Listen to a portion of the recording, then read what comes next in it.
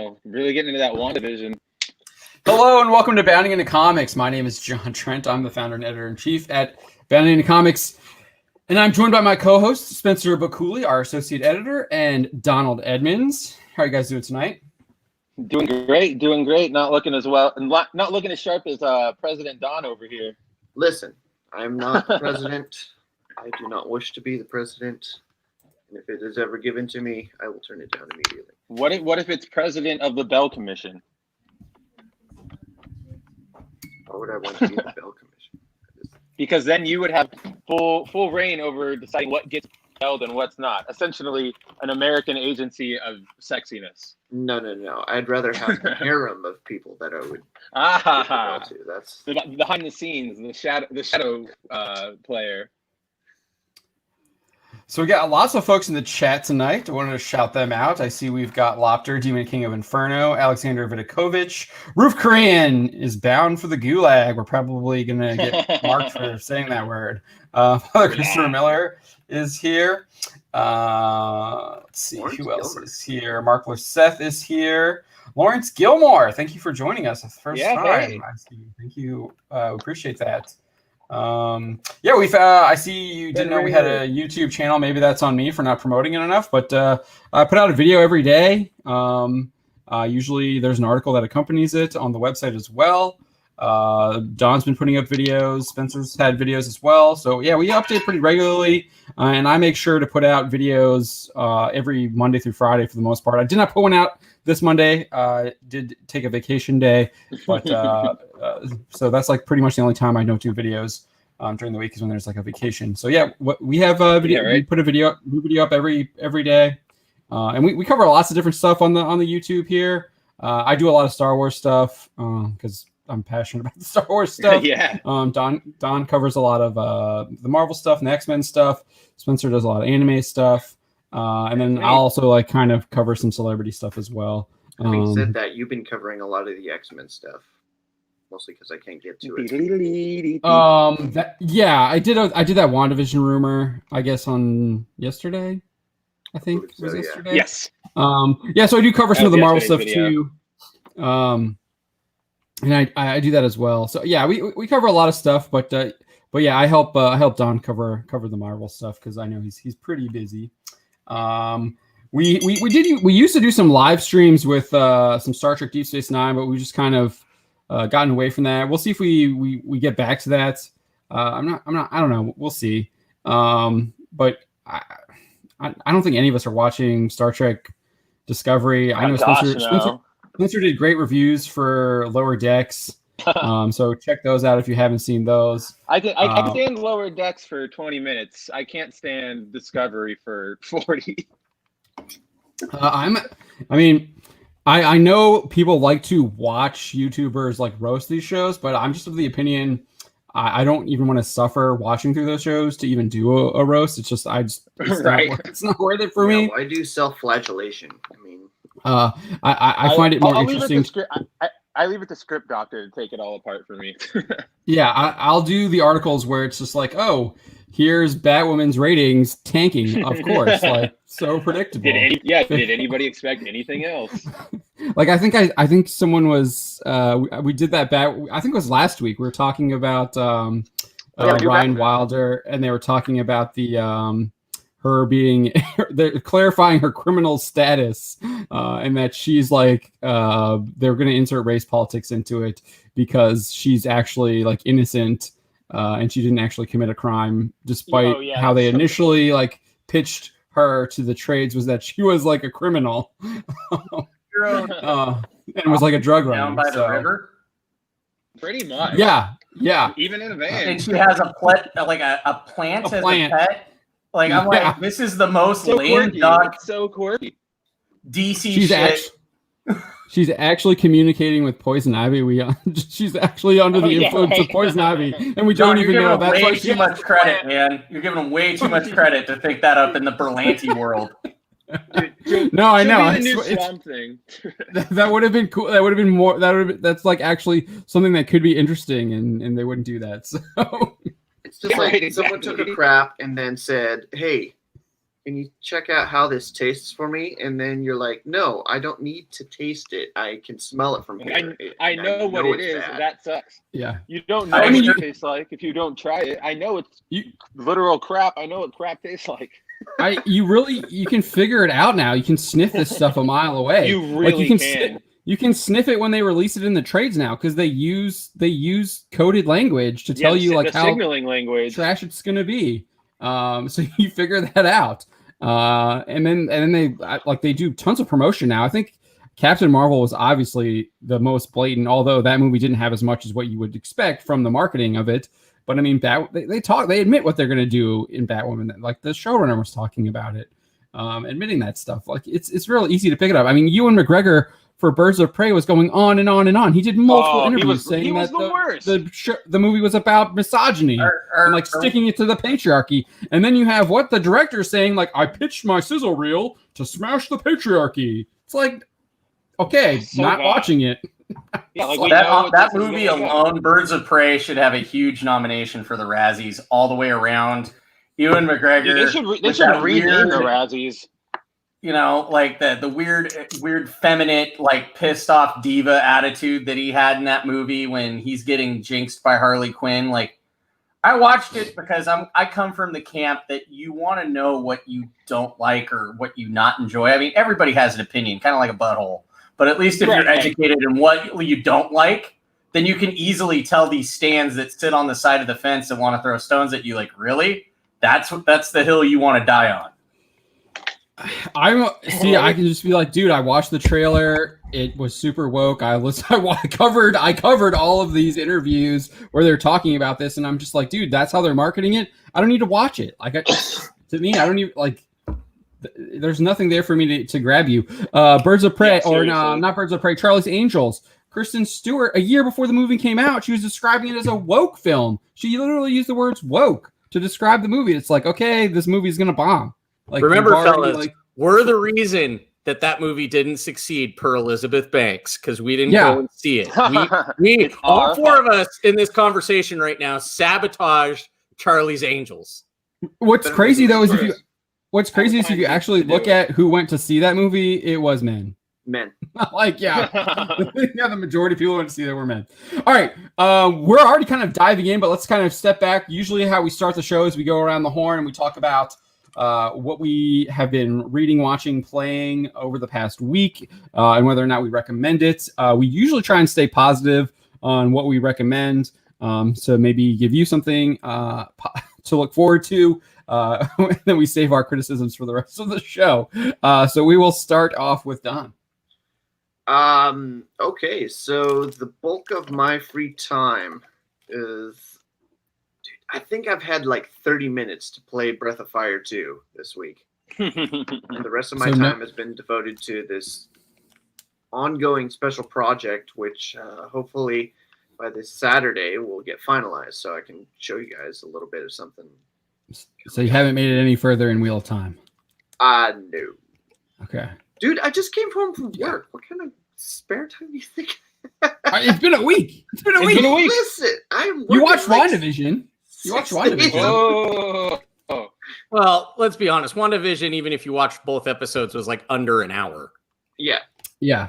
It was especially if you skip the credits, because the credits are like 10 minutes. Yeah, because they're giving 30s. They're giving a tip of the hat to everybody in the international language divisional team. Like from every god-known language in the world is a 10-minute credit for a 30-minute show. After the first one, I was just like, where do I go to the next one? Or is it like there's like a stinger or something that like they're showing the credits? And then I fast forwarded it and was like, nope. Yeah, I was waiting for a post-credit screen, but then they were like thanking the crew in Novosibirsk. So I'm like, what? Mark Seth is saying 25 million what? 25 million an episode? Dude, what? Okay, I read something crazy about that. Where is that coming from? They have like triple the budget of Falcon and the Winter Soldier. But in the first episode, they literally remade the set from the Dick Van Dyke Show for the first episode. And then the second episode, they literally remade the set when I Love Lucy when they went out to the country. Right. So where are they spending the rest of this money? Where is it going? Yeah, that's right. Exactly. Like those sets can't. I'm sure those sets are still sitting around somewhere, or there's like. And they're using the Universal backlot when they did the second episode predominantly. Well, it's going to the special. It looks like I guess it looks like that's coming from We Got This Covered. So I don't know. Cheat Sheet is saying it too, though. Cheat Sheet has it at 25 million. I'm not sure how accurate they are, though. Yes, total budget for the show is like 300 something. And I just don't see it because what if they're gonna have 10 episodes, and so the total running time is gonna be somewhere around a little bit over a couple hours at most. But yeah.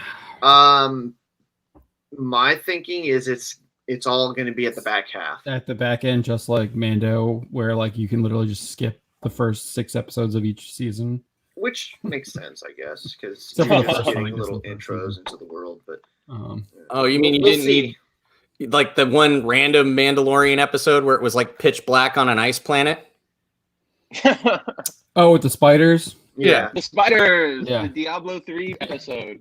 That's the budget saving episode. That was the one where where Baby Yoda is eating the eggs, murdering. All I gotta say it is if I was Mandalorian and she knew that secret and we were on an ice planet, I'd be like, look, I'm gonna torture your ass or disintegrate your ass if you don't tell me what I need to know, because I'm risking a lot to try to get out of here. What? Why would he do that? He's like a nice-hearted, kind Mandalorian. He's a Mandalorian. He's a goddamn mercenary. He doesn't kill people. He loves Baby Yoda. He's such a nice guy, though. Oh my god! Don't get me started.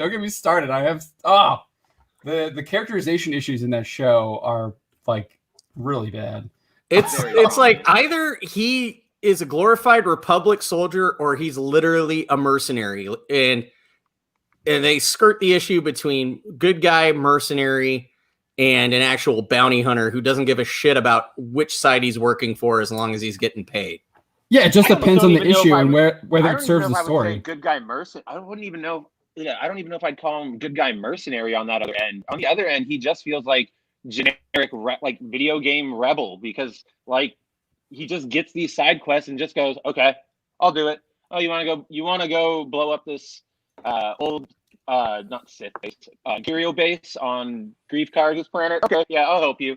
Like, he really does. Dude, I need that Mando armor, so I'm going to go help you kill a crate dragon. Yeah. Exactly. Oh wait, at the end of the and then in the next episode, he literally just like someone tries to ambush him, and he like shoots him up off into the sky to kill him. Ready to brawl, and then just goes, okay, wait, maybe I'll help you. And it's like, why? Just saying, 10 more shows.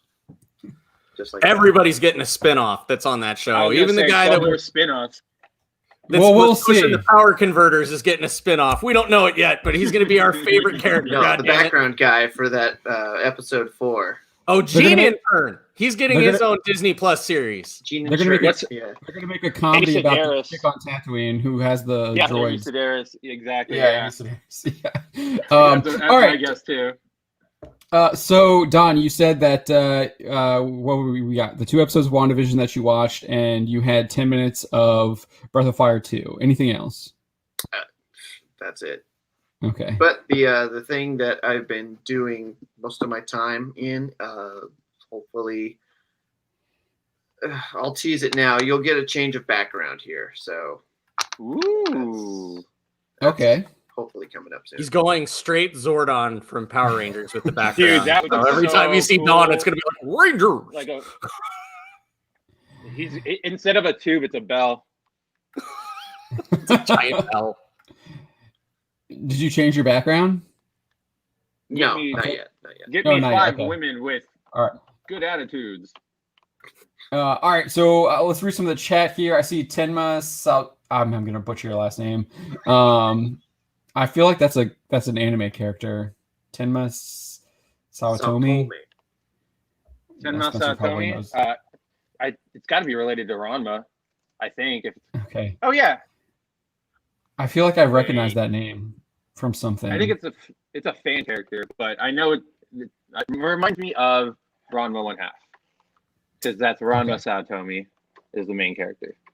Okay, well, thank you for joining us. Appreciate that. I see that what is up here? I see Tahillam says he's been reviewing the DC Future State. He's got some videos up on his channel with those reviews. Cool. I'll go check those out, Tahillam. He says they need to give Batwoman her own Robin. Interesting. That show just needs to die. Well, I think he's talking about in the comics. He's talking about it in the comics. Oh, okay. Father Christopher Miller is asking, DC Universe is relaunching tomorrow. Any thoughts, updates? I think it's relaunching as that comic. Like Unlimited. Yeah, DC, something. It's like Marvel's Unlimited. I haven't seen anything. DC hasn't sent me anything. I just assume it's just going to be I hope they get a better comic reader because I didn't like the comic reader that DC Universe had. I didn't like it. I was trying to read on my television, so maybe that was the reason instead of my computer. But I don't know. I didn't like it. I'd rather read it where you can just like scroll down or whatever.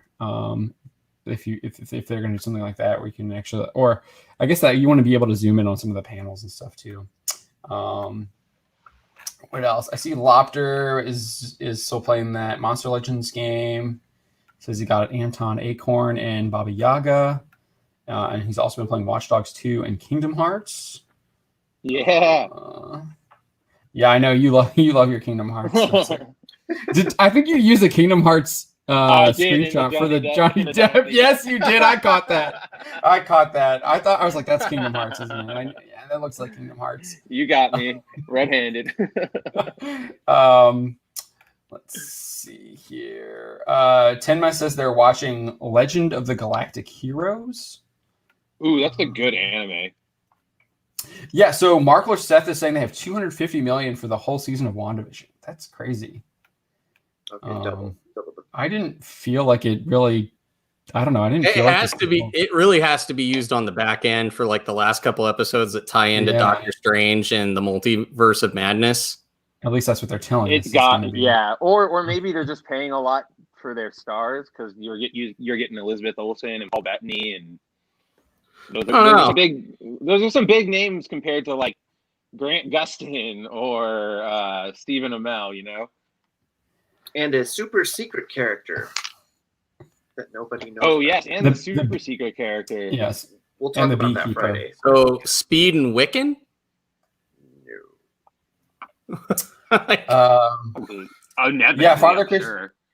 Father Christopher Miller is saying, I hated the DC comic reader, and I really hope they'll expand the amount of comics. So I have like more than 130 comics of Superman to choose from.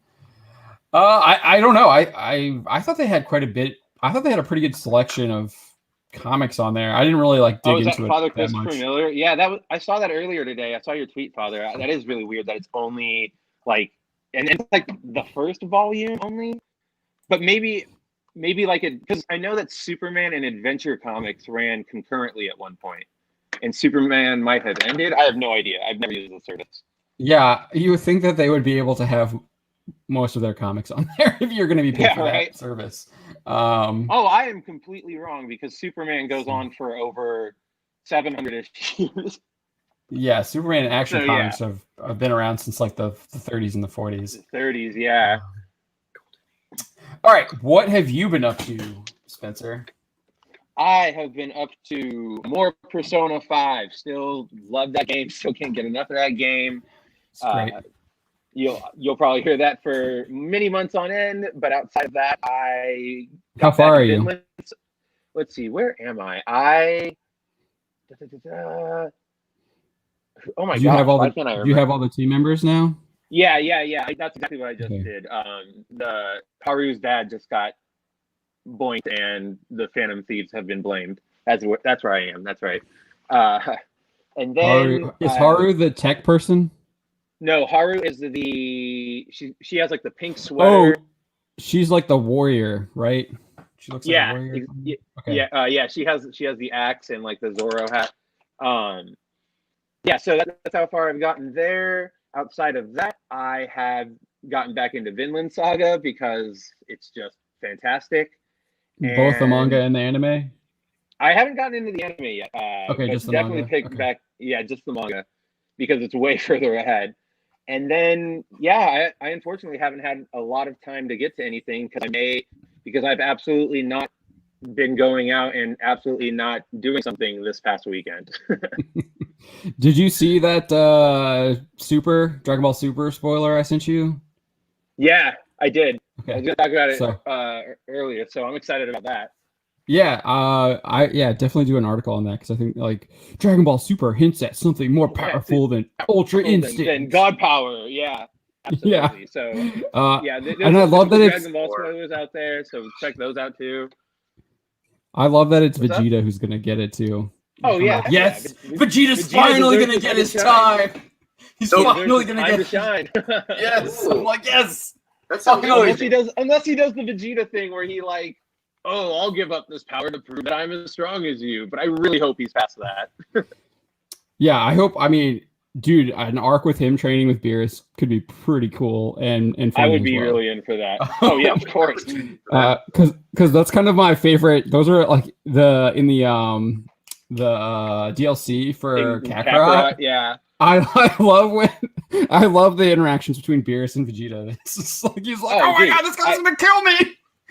It's so fantastic. What are you doing, Kakarot, you idiot? And if you focused on just those two, you could also bring in Bulma, who's like the only person who can keep both of them under control. It's fantastic. Yeah, that would be. Oh, yeah, that would be great. Looking forward to that. That should be a lot of fun.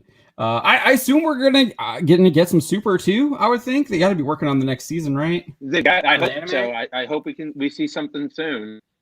Yeah, so I assume that they got to be working on that, or maybe a movie. I guess maybe who knows, because they did Broly as a movie, right? Oh, they did Broly, yeah. So yeah, I haven't heard anything new on any sort of project, so it's probably about time. Yeah, I know they were. I think we covered that they were working on a movie. But that was a while ago. That was like a year ago. I feel like that was a long time ago. Well, we'd have to. Maybe we should check back on that. Yeah, we haven't heard. I don't think we've heard anything since. We'll have to look into that. But yeah, no, I'm looking forward to more of that. So that should be good. Tell me when Krillin powers up. I don't think he's powering up. Well, no, didn't he just fight in the? They fought those like Riverine, right? Yeah, he helped the invade the girls. Yeah, the three girls or whatever that transform into one ugly person. One large one. Yeah. No, Krillin can still hold his own, kind of. I mean, he's a cop, all right. he has more training than Goku. He has more training than Goku. He's like a cop on Earth? Yeah, that's like his day job when they're not out, saving the world. Maybe like Jacko can like recruit him to be part of the. Dude, whoa! What is it called? The Galactic Patrol. The Galactic Patrol, and he gets some kind of like power up like Gohan did on Namek. Dude, that would be really cool. He gets like a Galactic Patrol power up or something. Dude, like Krillin redemption arc. Let's make it happen. Yeah. And then he's like, at least bring him up to par with what is 17, right? 18's the girl, right? 17, 18. 18's his wife, yeah. 18's his wife, yeah. So bring him up to par with 18. So then they can spot stronger. Yeah, that could be fun. All right, Steve, what have you been up to?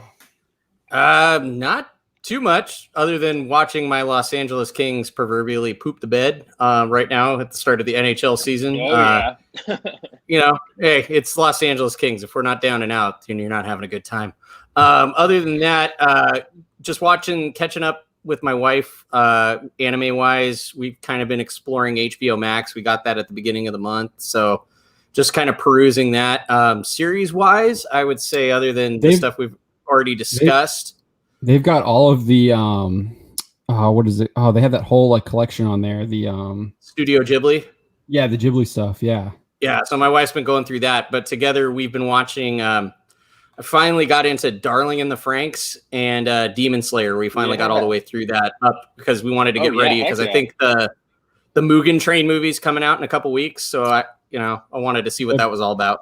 Biggest movie ever in Japan. Seriously. Movie ever in Japan during coronavirus. It's crazy. Yeah, so I mean, other than the events happening in preparation for the Olympics, being a Japanese wrestling nerd and hearing about all that, that's been the only other chatter that I've been hearing from other fans that we exchange comments and stuff via Twitter was like, get on this. And I was kind of skirting the issue because I was like, the art's kind of weird. You know, it really coming from being a comic book guy, jumping into that. But I got the idea got the understanding after the first episode that it has to be a little more cheery on the animation side because the source material that they're addressing in the show is like ultra dark. So yes, the first issue is his entire family just gets wiped out, destroyed, and then his sister, right? Yeah, is the one who turns into a demon. Demon. Yeah. So yeah, it's pretty brutal, thematically. And you know, there's some decent characters in it too. Like my boy's Boarman Inosuke in that guy with the two serrated swords. Yeah. Within the forehead, I love that design, man. Forehead man. I like so I've only read like the first couple. I don't even know if it's I've probably only read the first issue of the manga because I think they have the training montage in the first issue too. Like very, very early they do. Even the training montage is just like, dude, like here it is, get it done, throw them in the fire. like if you can't make it, you're not gonna make it. Like it's just like you there's like you do it or don't. It's very Yoda-esque. Well, I dig it because like the flip side, in comparison to like DBZ or something like that, where we have like episodes of just them training, episodes of like it's literally that they throw them in the fire. The stuff that I thought that they drew out too long in Dragon Ball Z and Inuyasha, they just throw that to the wayside and just give you more of the action and the storyline directly going into it, which, you know, there's filler episodes in some of those shows where you're like, okay, is he going to finally learn the Spirit Bomb in episode 8? No, it'll be episode 8. They don't have that in Demon Slayer. They don't got time for that crap. So he'll learn it on the fly as he goes. Yeah. He's got to, or he's going to die.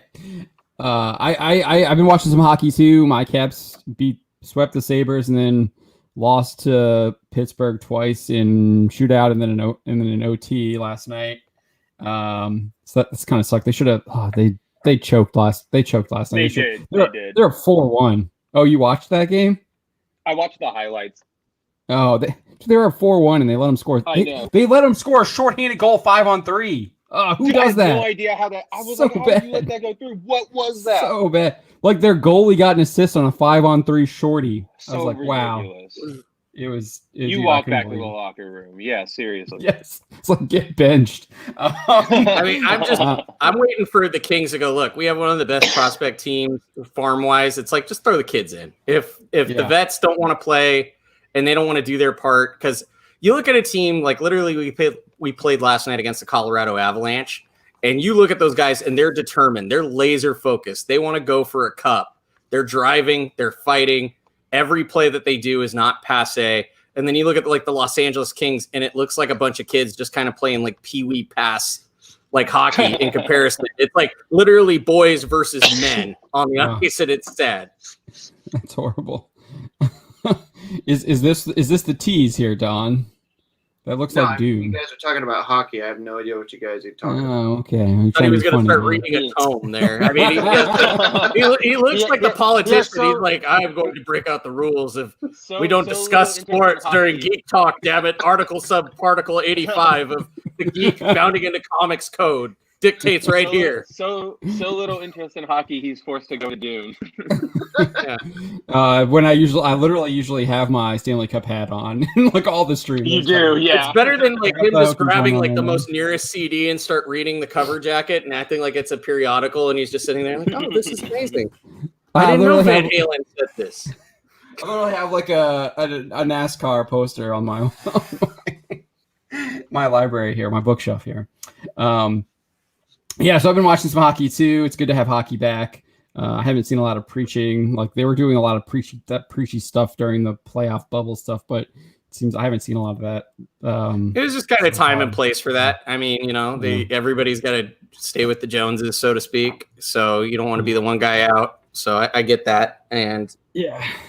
So, I mean, we're making up for borrowed time here. We got a 56-game season, so we can't really – I don't even understand how they're doing that outdoor Lake Tahoe game in February. It makes no sense to me. Oh, yeah. Well, the Caps just got fined $100,000 for breaking COVID protocols.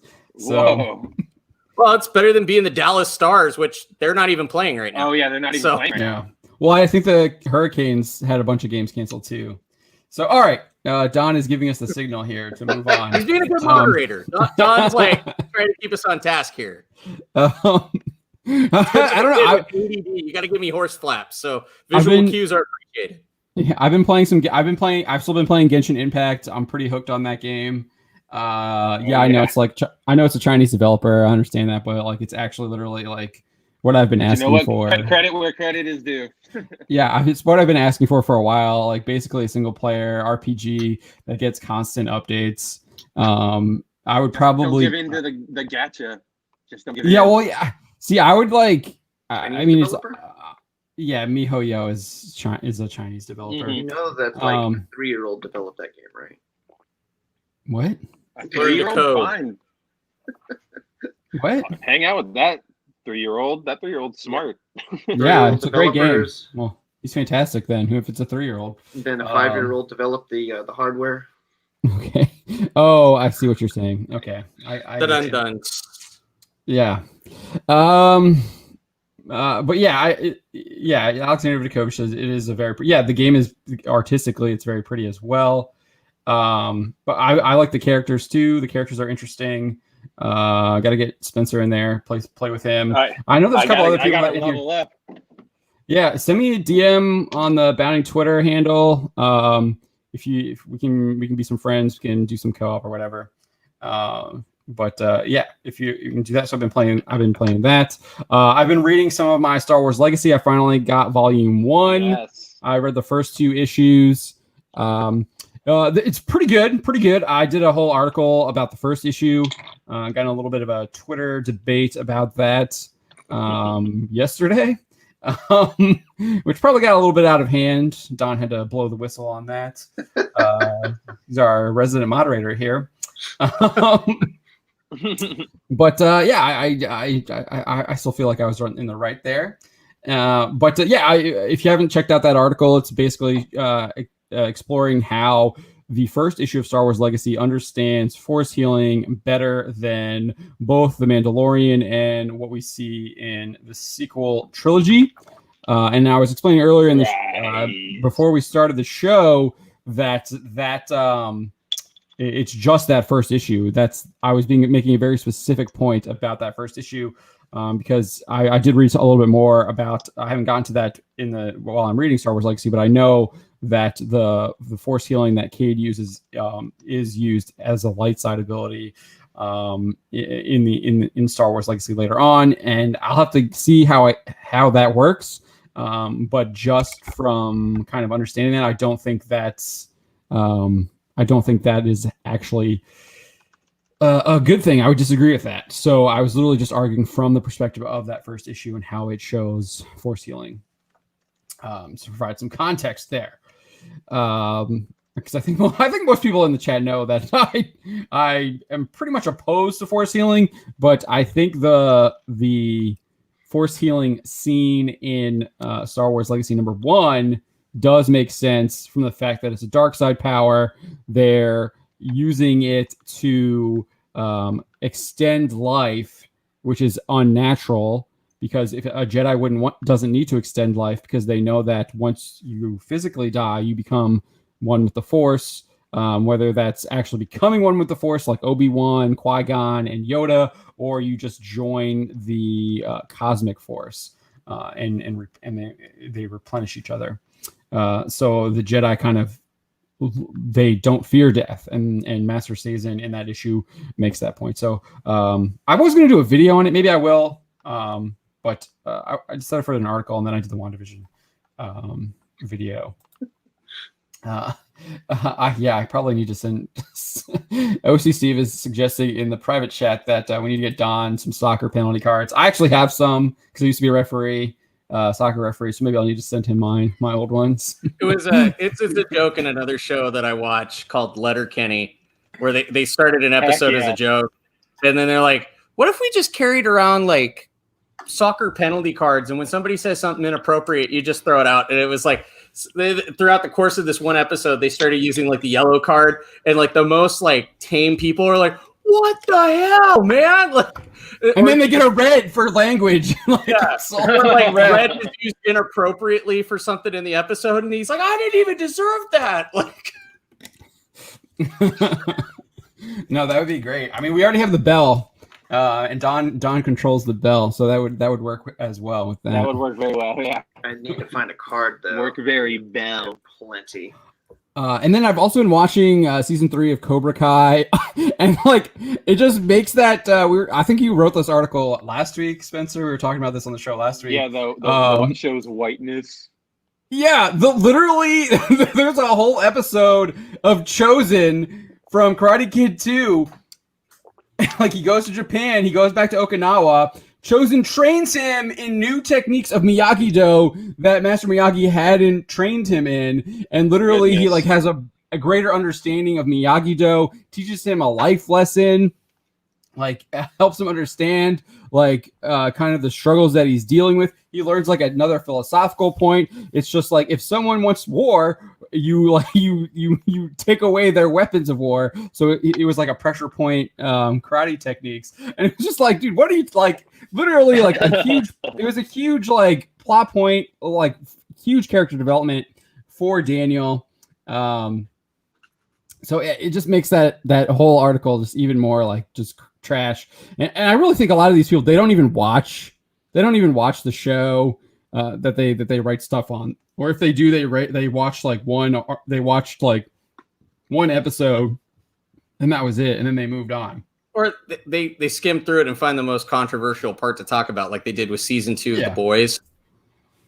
Like, ooh, this could be hot. This could be a topic. And it's like, yeah, but you don't understand. Like, if you take that one instance or that one episode out of the continuity of the season and the story that they're trying to tell, you can take a lot of shit out of context and it wouldn't develop well, or you wouldn't understand why they're doing that.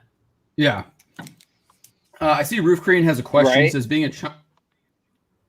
a Chinese dev, does Genshin Impact feel like it has been designed to appeal to the government of the host country?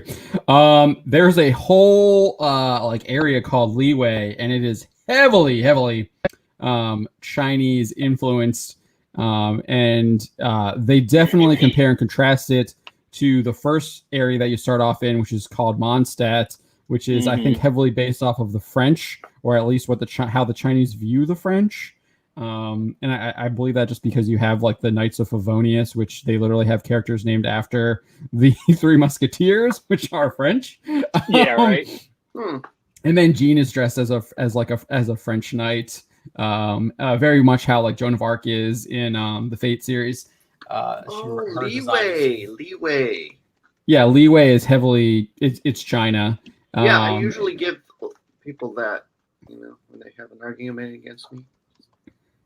What? Oh, Leeway? Okay, yeah, okay. No? Yeah, making puns, man. I already told you.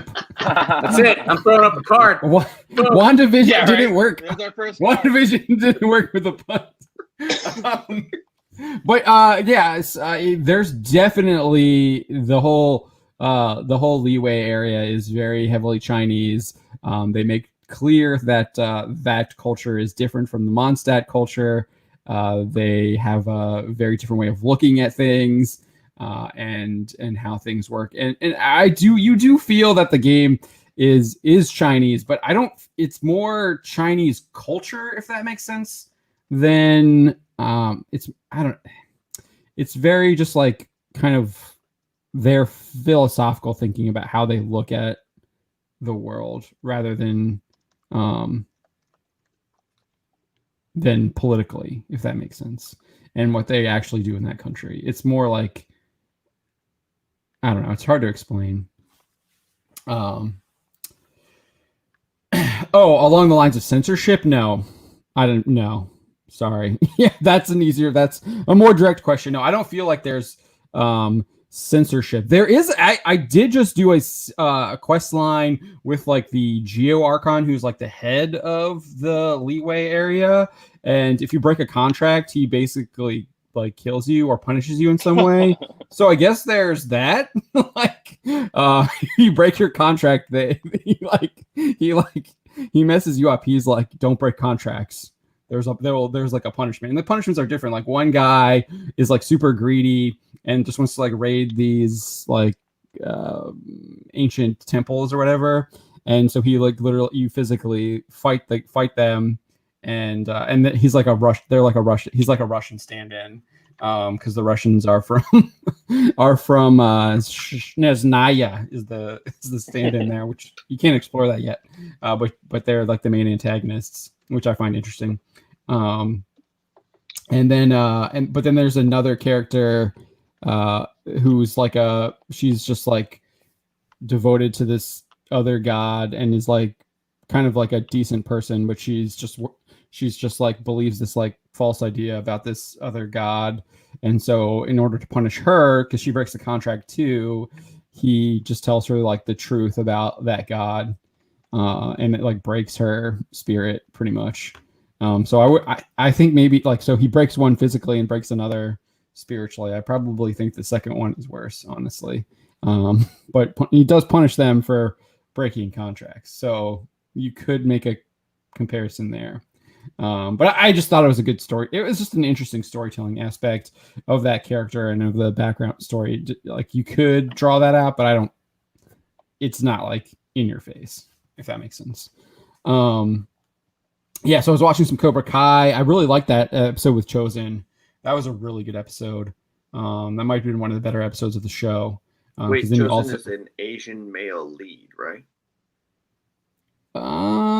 He is kind of the lead in that episode. Yeah, he is the lead.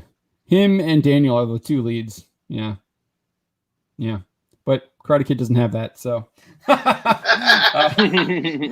According to the LA Times, who's only writes that stuff to literally try and cancel shows, which we know that that's what they've done. And we're actually going to go over an article about the LA Times later, which is actually kind of interesting. They were going negative, but what they actually write seems positive to me. So it's like a really interesting spin. It's that article you know what I'm talking about, Spencer, the streaming churn article. I want to kind of talk about that for a little bit. So let's get into Star Wars. This kind of just broke earlier today.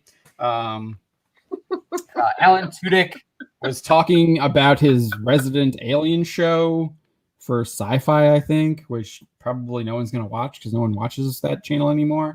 Wait. Groundbreaking news. There is actual science fiction content on your Sci-Fi channel?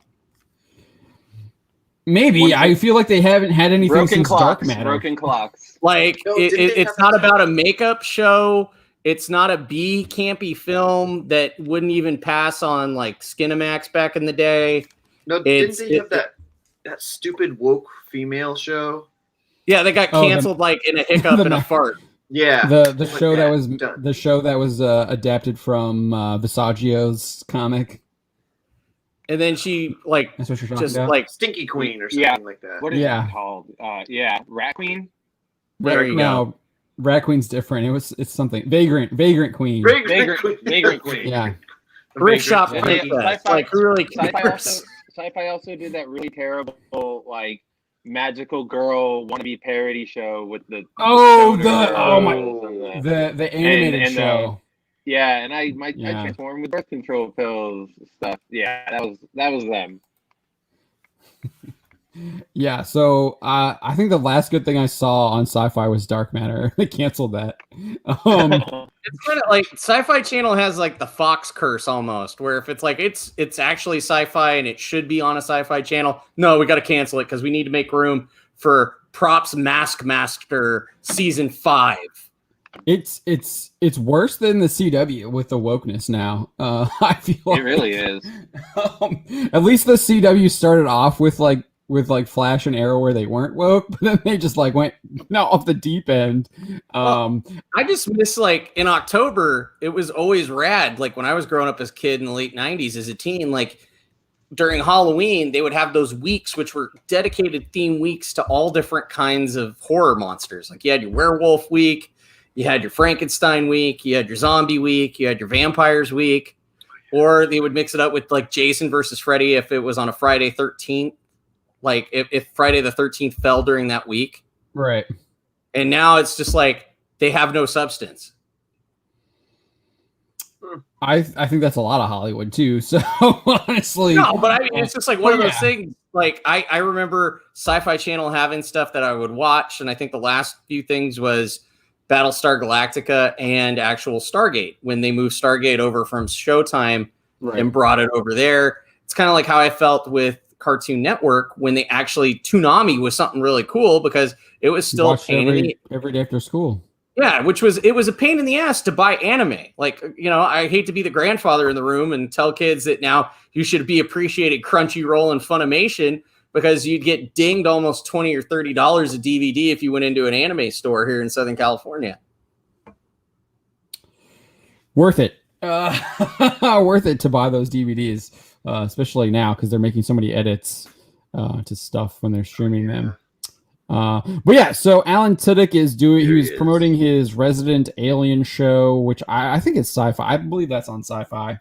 It's based off it's a Dark Horse Comics adaptation. And I think my featured image here was just excellent. Then I reversed it for the video.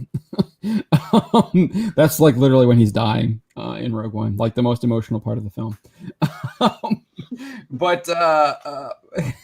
But so he spoke with Collider about this the Andor show, and basically said he's not in the first season, and for better or worse, doesn't even say when he's going to show up, but like says like, "Oh, I hope I'll show up. I'll show up if the show's still going on." But this is what's so bad about this is that if you remember in 2019. When they were still having conventions, Kathleen Kennedy showed up at D23, pitched a bunch of Star Wars shows. One of them was this Cassian Andor series that we now know is called Andor. It didn't have a title then, but she said she brought out both Diego Luna and Alan Tudyk onto the stage to announce the show, and this is what she said. "And now I'd like to bring out two actors who will star in a new spy series inspired by Rogue One that's coming to Disney Plus and is currently in pre-production. Reprising their roles from Rogue One, Diego Luna as the charismatic rebel leader Cassian Andor, and Alan Tudyk as the wisecracking reprogrammed Imperial droid." Like, she's literally saying that he's going to be in the show. And now he's not. He's not in the show. Yeah, it's like as a big point of promotion too. Oh yeah, that was when they announced the show. He's out there like announcing. It's like bringing out what's his name from oh my gosh, the guy who was in Luke Cage. What is his name? I can't think of his name right now. He played Cottonmouth. That dude is playing Blade. Yeah. It's like Kevin Feige bringing. It's like Kevin Feige bringing out Mahershala Ali and then being like, joke's on you guys. Like, Blade's not happening now. Like, we got a new guy playing Blade. It's like, what? What's going on here? Blade's not showing up, yeah. Well, if they don't get that movie off the ground, I wouldn't be surprised if they do recast Blade in like the next 2 or 3 years. When they announced that it was going to, like, I think in his early, late 40s, early 50s now. When they announced that movie, I think they knew it was kind of going to be a little bit in the future. So I also think they are. I do think they're changing there. I do think they're fast tracking the X-Men though. Personally, I think they're fast tracking. A lot of stuff, because they need to fast track the X-Men. That's a lot. Fast track the Fantastic Four. So when Tudyk and Luna came up on the stage, Tudyk even suggested a name for the show. He joked, I should probably have put the video in there because Kathleen Kennedy's face is hilarious when he's telling her what the name of the show should be, and she's just like, "Please stop talking, like don't say anything." And it was just like a funny joke. He was just like, "Oh, I think it should be K2 Fast, K2 Furious, a Cassian Andor story," just like making fun of the Fast and Furious movies. He's like, "We got them both in there." So I don't know, it's just a little funny thing. So if you scroll down a little bit more here, Spencer. So yeah, here, right there is good. So here's Alan Tudyk is saying that he's not part of the show to Collider. He says, "They're shooting it right now. I'm not in it." He's just like, "I'm not in it. I'm not in it. I'm not in the show." So ridiculous. Like the main draw for the show, K2SO, is not going to be in the show. Like literally, K2SO was probably the best character in Rogue One. Let's be real. Nobody really cares about Cassian. Like, but also, that's not the draw. Let's also be real. They earned this. They completely, absolutely earned this. They announced it in 2019. They've been sitting on this. They've been sitting on their hands for a year, and then when they finally got around to getting the script out, she sent it back. No, that's Obi-Wan. Oh, sorry. We'll get to that. Yeah, I thought that for the most part, this show's pretty much in production. The Andor is in production right now. Alan is confirming it, but I do think you're right. I think that they delayed Andor as well last year. Yeah. Because it was supposed to go into production like in like March, and then they blamed COVID, even though I don't think it was COVID related at the time. And then then like right before the COVID really hit, it was supposed to come out in like June. Like what's his name? Luna was saying like, "Oh, we're gonna start filming this year for sure," and then they aren't. But now I guess they're filming now, and I think they're filming in London or like somewhere in England. And the people who live over there are not happy because they built a whole like town, and it's like apparently like they're not happy about it. At least that's what like one of the I saw like articles where people are like looking out and they're like, "I can see him doing this outside of my window, but I can't go to work. Like, what the hell is this?" Yeah, double standard. Talk about that. It's not like we haven't seen that before with the women's restaurant being shut down. In LA where they were doing that. Yeah. She's literally recording a live video going, "I can't have my restaurant open, but they can film this movie." Like, I think literally it was across the street. Yeah, and they shut down a major testing area. They shut the train station down to film She's All That 2 here in LA. They're making a She's All That 2? Yes, they are. And in this time, it's not the girl, it's the boy. So he's all that. What is Freddie Prinze in it? No. Then no. They picked some rando TikTokers to be the people. So this is like one of those pilot movies where they're going to try to get some people. Oh my God. And introducing. These people literally have there's no imagination anymore. Like, sorry. So stupid. So Tudyk says that he did add this caveat, but if it stays on the air, stories keep getting told, I'll end up in there. What? Okay, I might show up eventually. You just got to keep watching. Like, no. Like, maybe, I hope.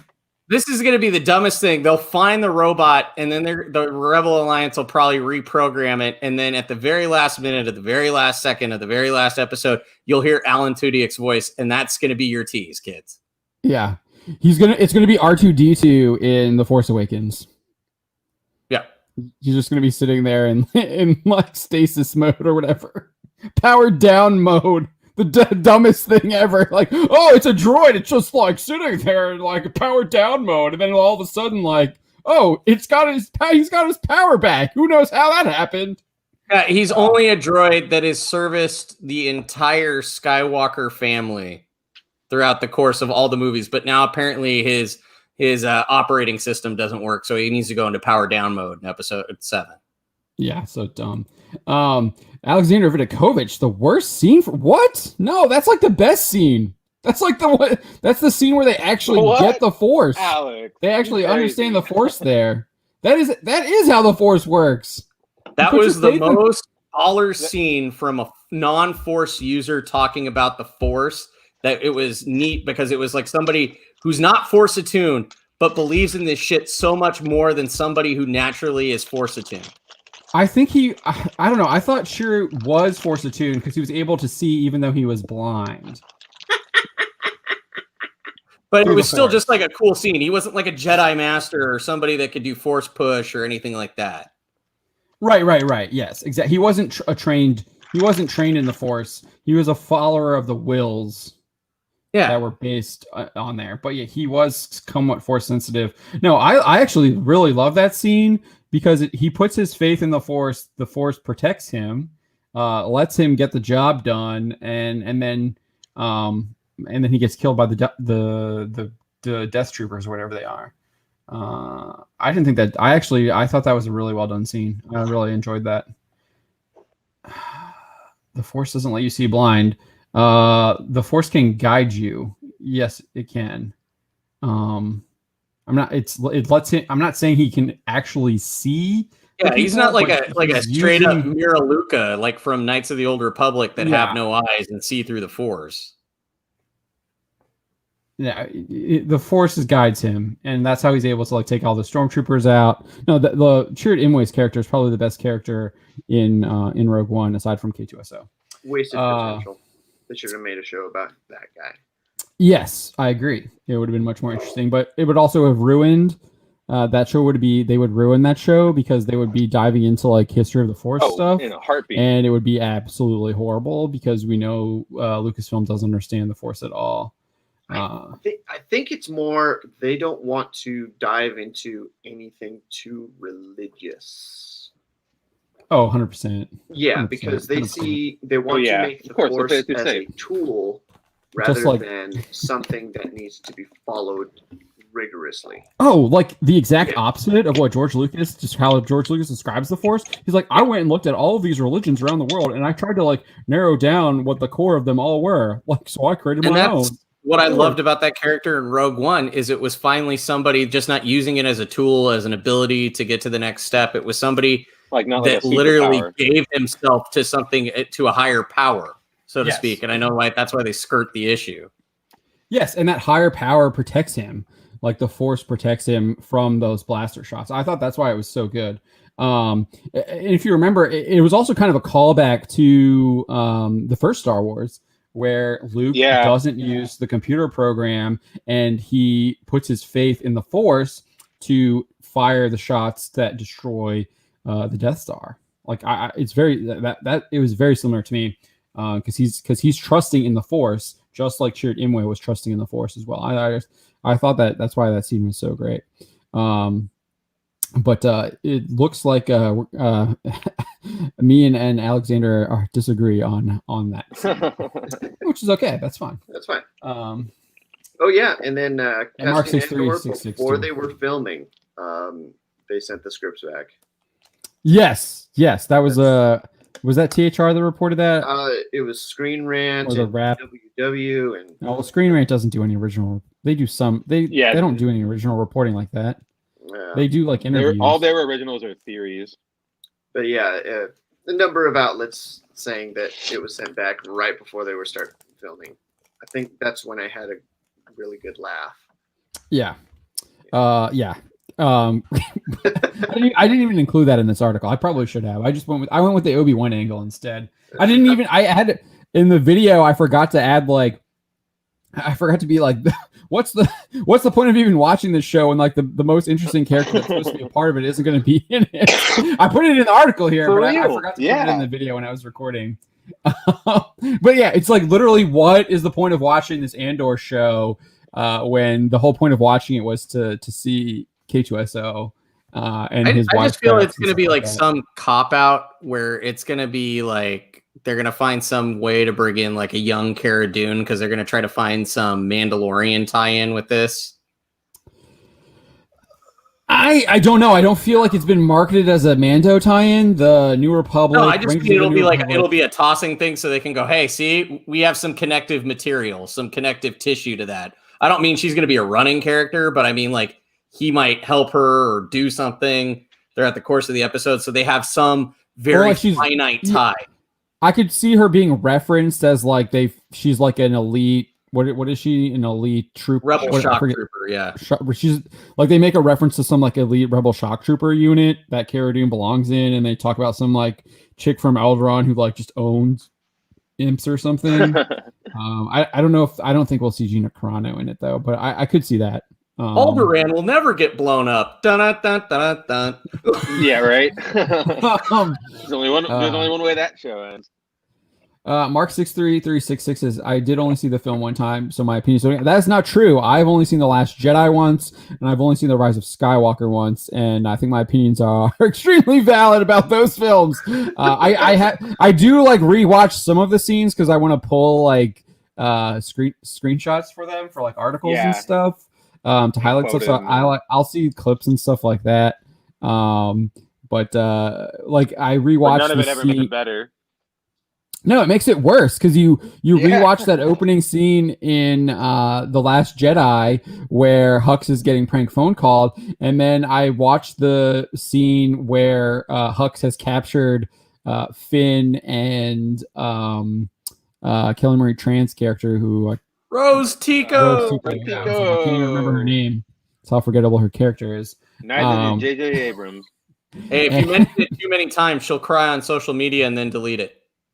I think Ichibaka has a pretty good breakdown of how all of that stuff is just pretty much a BS marketing campaign pushed by mainstream media, and none of it really has anything to do with her being bullied off social media. It was like based off some Instagram post she wrote like a year ago or something like that, and then they just republished it to get clicks at the time, and it made a couple edits.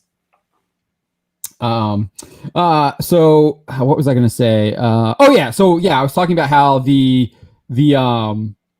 that opening scene in The Last Jedi is so trash, with the prank phone call. With the job level of dialogue that you're having because you're in a starfighter and you're going against a capital starship. So what am I going to do when I'm barely cheating death? I'm going to do a collect phone call to the head guy running the ship. Yes.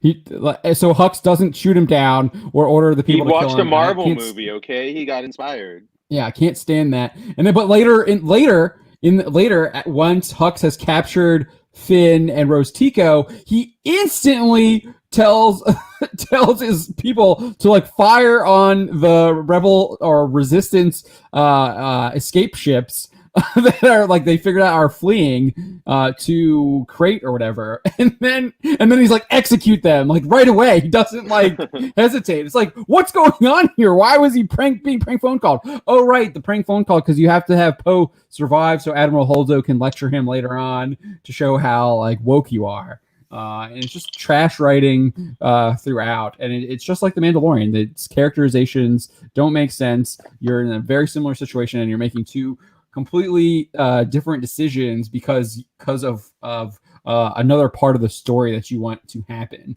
So it doesn't make any sense when you're actually trying to tell a complete story. So see, we got what's that? Toxic Man Flu has a message for you. Yep, I see. We got a $5 super chat from Toxic Man Flu. Hockey's back, Toxic Man Flu. I'm surprised you're not making any hockey references. You missed our hockey talk earlier. He does appreciate. Toxic Man Flu does appreciate our hockey talk. He's a Blackhawks fan, though. He says, "Man, I'm so bored. Even the bounty team will do." His entire season is going to be on the injured reserve. Then, I don't know if he's paying attention to the Blackhawks right now. All we're gonna do is just pull up a bunch of like junior teams. There's a bunch of little like rec teams around Chicago. We'll have a full roster by the time we go to the playoffs. Trust me. Roof Korean there you go. Roof Korean's getting us back to Rogue One here. He says, "I rebel." Best trailer line not used in the movie. I remember people being like, That was one of those things that you're like, oh crap, this movie is gonna be that's like a code. They're like, oh, I rebel. Like, oh my gosh, come on, get that crap out of here. That's just like a woke talking point. And they actually cut that from the film. We never saw that. And Rogue One actually is the best movie that Disney's put out for Star Wars. And actually, I get over the de-aging stuff when they did the whole Cushing face graft with Tarkin. I was like, dude, just do them from the side, like side shot wise, that hurt. From behind. Like, you don't need to show a straight face, like, or you could do a side silhouette. I mean, there's plenty of tokenized cast members from Harry Potter that could have filled those shoes, and you didn't have to do a direct face grab on it. I think that we're at the Scorpion King levels of de-aging technology. So everybody wants to try it, but we haven't really perfected it. And in 10 years, we're gonna go, oh my gosh. So I think you have to also they put that stuff in there because that is also one of Kennedy's huge projects. She talks about that stuff. When she's choosing director, it's not just about whether they tell a good story. It's about, are they advancing film technology as well?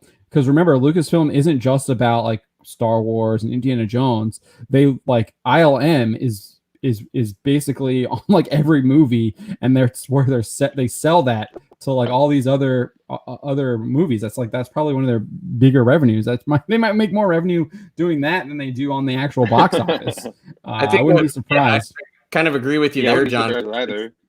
The technology that they built for the Mandalorian and those set designs is probably worth more than the actual Mandalorian in itself. That's why they're building tons of them all over the world.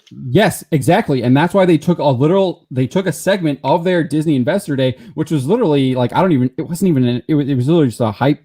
It was a convention, basically. Yeah, but they took a section out of that to literally, she literally talked about building more, what do they call them? The vaults or whatever, building more of those vaults across the world, and being able to market them to other companies and stuff, and be able to have other film studios use that and rent and sell them to them. Stagecraft technology. Yeah, stagecraft. She literally had a whole segment on that, and that just shows you the importance of that to Lucasfilm. And I think a lot of people kind of overlook that part of their business, and that's why you see them doing that stuff and pushing that. To me, I was able to suspend my disbelief for that, so it didn't really bother me. I know Don is a huge critic of it. He did not like it in the Luke Skywalker in the Mando, and I don't know. To me, I just okay, it does a decent enough job.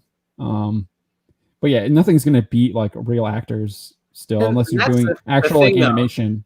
During that Luke scene, you look at the guy who they casted, the actor-wise, that played Luke Skywalker, and they could have just done some subtle stuff with makeup and just cut his hair right and did the silhouette right. And there's enough people that wouldn't have felt like they were cheated if they didn't do that digital face mapping. And you would have known it's Luke based on the costume, the hair, the way how he presented himself.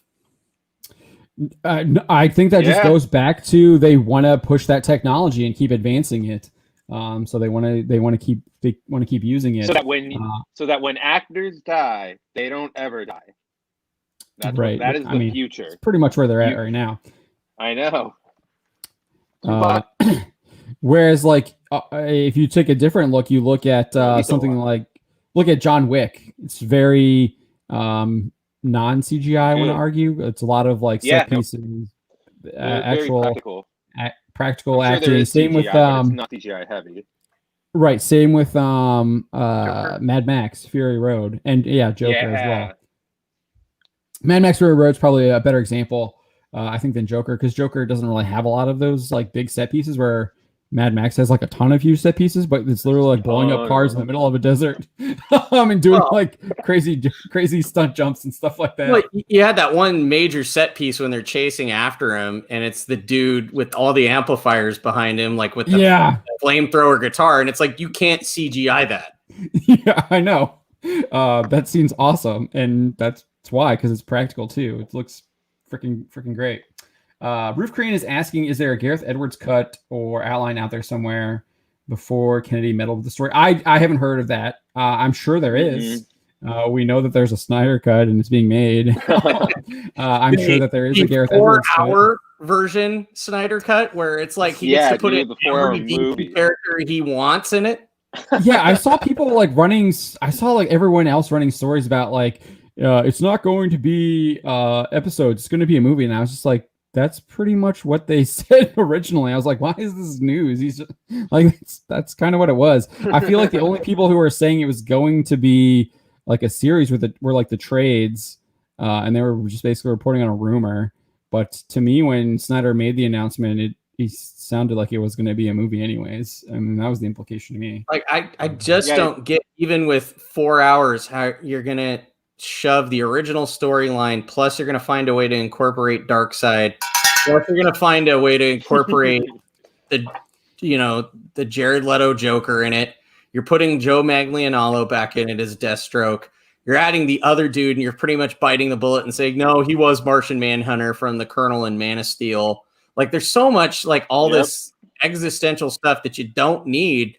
It's like there was really that much left on the cutting room floor plus reshoots.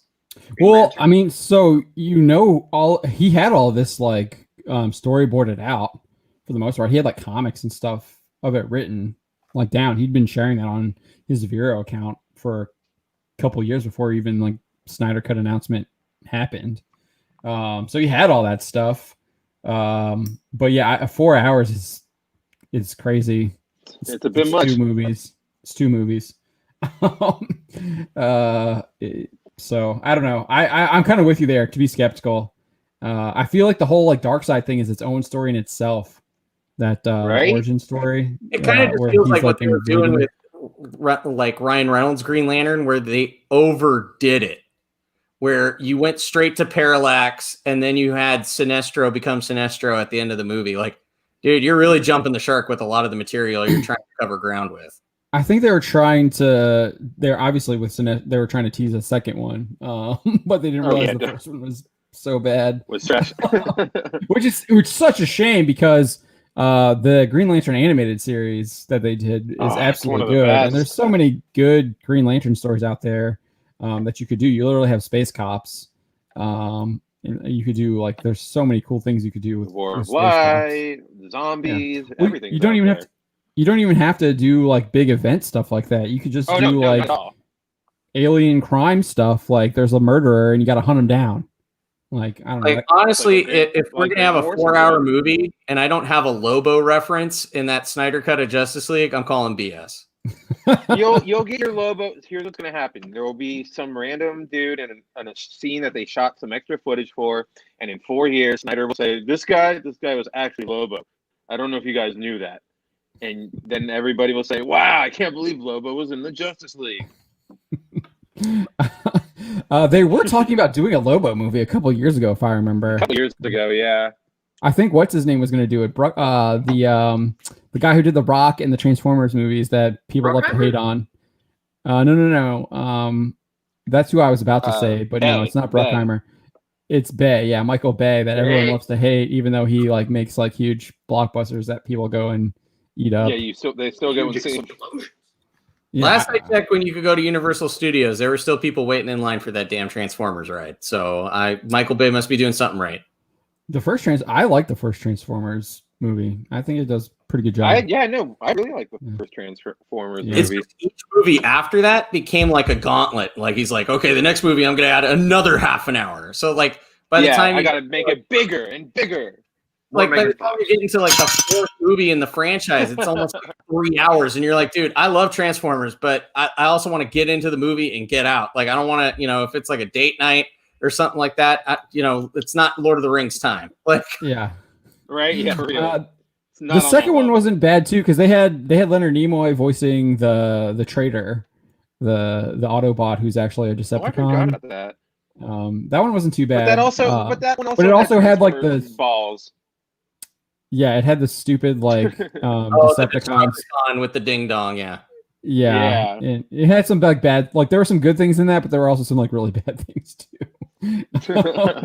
Like really bad, tone deaf, kind of Amos stereotypes, Autobots that were in it. Yeah, the stereotyped Autobots. Yeah. Yeah, those were pretty bad. Swing and a miss. And the stupid like robot that was like humping, that was always trying to hump Megan Fox. Kind of like a power RC car. Yeah, that guy. And he blew up like a troll head. Man, I just love that they wrote Megan Fox out of that series. Just like, oh, she went crazy. She's like, no, I got out while the getting out was good. Yeah, she's a smart one. All right, so let's get back to this Alan Tudyk story here. So he actually acknowledges that Disney has been using him to promote the show despite not actually being involved. I think this. So I copied and pasted this from Collider. I think this is a misquote here. I think they forgot in. So he says, I think they're supposed to be in there. There's a lot of typos in that Collider article. Yeah. I mean, all these announcements for the show. And I mean, for this one, this is like an exclusive. I would have figured this. So I don't know. Like, yeah, I know. They're the only ones time. So you have a little bit more time. You're right. But yeah, no, I understand. I'm not. I mean, I'm just pointing it out. I know we have typos. We do it all the time. We do it all the time. I make the mistakes all the time too. I make them all the time. I'm in all these announcements for the show. Like he admits he's in all the announcements, and I had suggested a decent announcement in the show that it'd be called K2 Fast, K2 Furious, Cash and Andor series. And that's not happening. It's called Andor. He does say that his time is running out to play K2SO. He says, "I do know this. I have to be on stilts for it because the character is 7'1", and I'm not one of those guys that says somebody else do the motion capture and I'll voice it later. I'll have to do the motion capture, and I turn 50 in March, so I hope they get to it soon because I'm not going to be on stilts in like 5 years. I'm not doing it." Yeah, no kidding. So he's implying that it's on Disney to like make it happen with his character. That's what that says to me. So I've seen people say absolutely. Like, "Oh, it's because he's doing Resident Alien. That's why he's not in season 1." Well, doesn't sound like that to me. It sounds like it's on Disney to make it happen. I would assume he'd probably. It sounds like Disney just straight up didn't go talk to him. They dropped the ball. Yeah, I mean, I would think that a Disney Plus property is probably a little bit more prestigious than Resident Alien on Sci-Fi. That's just me. Maybe I mean, some of these actors do this stuff because they like the stuff. I'm not. A lot of them don't even watch themselves on. Don't like even Gina Carano said she hasn't watched. We also know that a lot of Star Wars actors hate how Disney treated them. Like a lot of them up. Yes. So maybe Tudyk is just like, man, screw this. Even Mark Hamill kind of hinted at that the other day. I thought in his thanking Peyton Reed, a little dig at Rian Johnson. Oh yeah. We know that Tim Rose, I believe. Said he was humiliated by Rian Johnson on the set of The Last Jedi. And then there was Akbar actor. Or I think Tim Rose, Admiral Akbar. Tim Rose. Yeah. I'm pretty sure that's his name. But yeah, so you can see there's I tried to get a picture of K2 there. You can see how tall he is. That's like towards the beginning where they just arrive on what's that planet called? Jakku. The temple is. No, Jakku's where Rey is. I know. Jeddah. Blackfire Outpost. So he would reveal that he believes he will show up in the show if the show makes it past a first season. So this was kind of just how I took it. If it makes it past the first season, he doesn't really say that. He just says like he'll show up sometime. He's saying he will show up sometime later. It could be like third season or fourth. He doesn't say when. He says, "I'm going to be in the like show." Wishful thinking, yeah. I feel like this is just him like CYAing right now. After he said he's like not in the show, he's like, "Oh, I gotta. Maybe I shouldn't be saying this." He's like, "I'm going to be in the show." It's just that Tony Gilroy is telling the story that Tony Gilroy is telling doesn't involve K2SO until later on. I can't be too specific, but I can definitely say that I'm not going to be in the first season. So. There, it sounds like he is involved with the project. So it's a lot of mixed messaging here. And then it's very wishy-washy. Sometime after the first season. To me, I mean, I still think like you're not having your main character in the first season is just absolutely stupid. It's bonkers, This is a super fail. This is a super fail. Like, yes, K2SO is going to be in the show. Oh, wait, he's not. Sorry, gotcha. The one character everybody wanted more of, that the entire fandom could almost agree on. Well, and then they put him in that Oculus like VR game that you can go to. Where K2SO is in that? Yeah, like where you go, you Dude, disguise yourself as stormtroopers and you go help the Rebel Alliance steal something. So it's like a precursor. Oh yeah, Downtown Disney. Yeah, there was like a precursor game to Rogue One. So he's kind of like your liaison in that VR experience Oculus game. So it's like, obviously they didn't pick Diego Luna for that. Right? Yeah, they picked K2SO because he's a more popular character, obviously. Because everybody loves him, yeah. So to me, this is just another failure of Lucas. This is a failure of Lucasfilm because the obvious, probably your most popular character that you've created outside. I think K2SO is their most popular character that they've created. Like an original Disney character, yeah. Yeah, the original one. Even though I think Stieg responded on Twitter that like it's a knockoff of a EU character. He didn't elaborate, and I'm not familiar with EU that much. I'm not. But you know what? I was referencing. Don't know if that's true, but I wouldn't doubt it. I would not be. Yeah, I would not be surprised. So this is this is surprising. I thought this was surprising, but it shouldn't be because we know that the whole like D23 announcements were full of Disney just like straight up lying to us. They can be like, oh, they didn't know, blah blah blah. Like I just don't buy that. These people know what they're doing. So if you remember at that at the end of the D23 presentation, Kathleen Kennedy also revealed that the Obi-Wan Kenobi series was happening. So you can go back down. Scroll down real quick. And that's another show on borrowed time because you know that Ewan McGregor at least wants to be in decent shape to do the show justice. Right. So when she announced the show, she claimed that the scripts had all been completed. All of the scripts. She said so. She brought Ewan McGregor out on stage, announced they were doing the Obi-Wan show, and then like literally as like the last thing she says. At that on her when she's up there, she says, and I'll also tell you we are really close. We have all the scripts written. We are ready to start shooting next year. We could not be more excited. Can't wait to start production. However, just a month later, Collider reported that Lucasfilm had sent the entire Obi-Wan Kenobi crew home and the series was put on hold. They claimed that the reason for this series being put on hold is because Kennedy all of a sudden became unhappy with the scripts and wanted them reworked before filming began. The most recent rumors about that are that it was too close to The Mandalorian, and it was the shows were too similar or something. That's like the excuse that people are giving now. Trying, yeah. So scroll down here. What's crazy is the Hollywood Reporter actually corroborated Collider's initial report, and they said sources tell THR that the scripts only 2 are written, so like not even all the scripts were completed. They only had 2, and that they were being scrapped. And the story became an issue, and that the entire package has been jettisoned. Lucasfilm is now on the hunt for a new writer to pen this series. At the same time, sources say the project is being reconfigured from 6 episodes to 4. I don't know if that's. I think it's still 6, right? I'm not sure. I didn't check that. I have no idea. Yeah. Toxic Man Flu is like I bow to John's ability to describe the chat. No, I'm reading it. I'm ignoring what you're saying. So yes.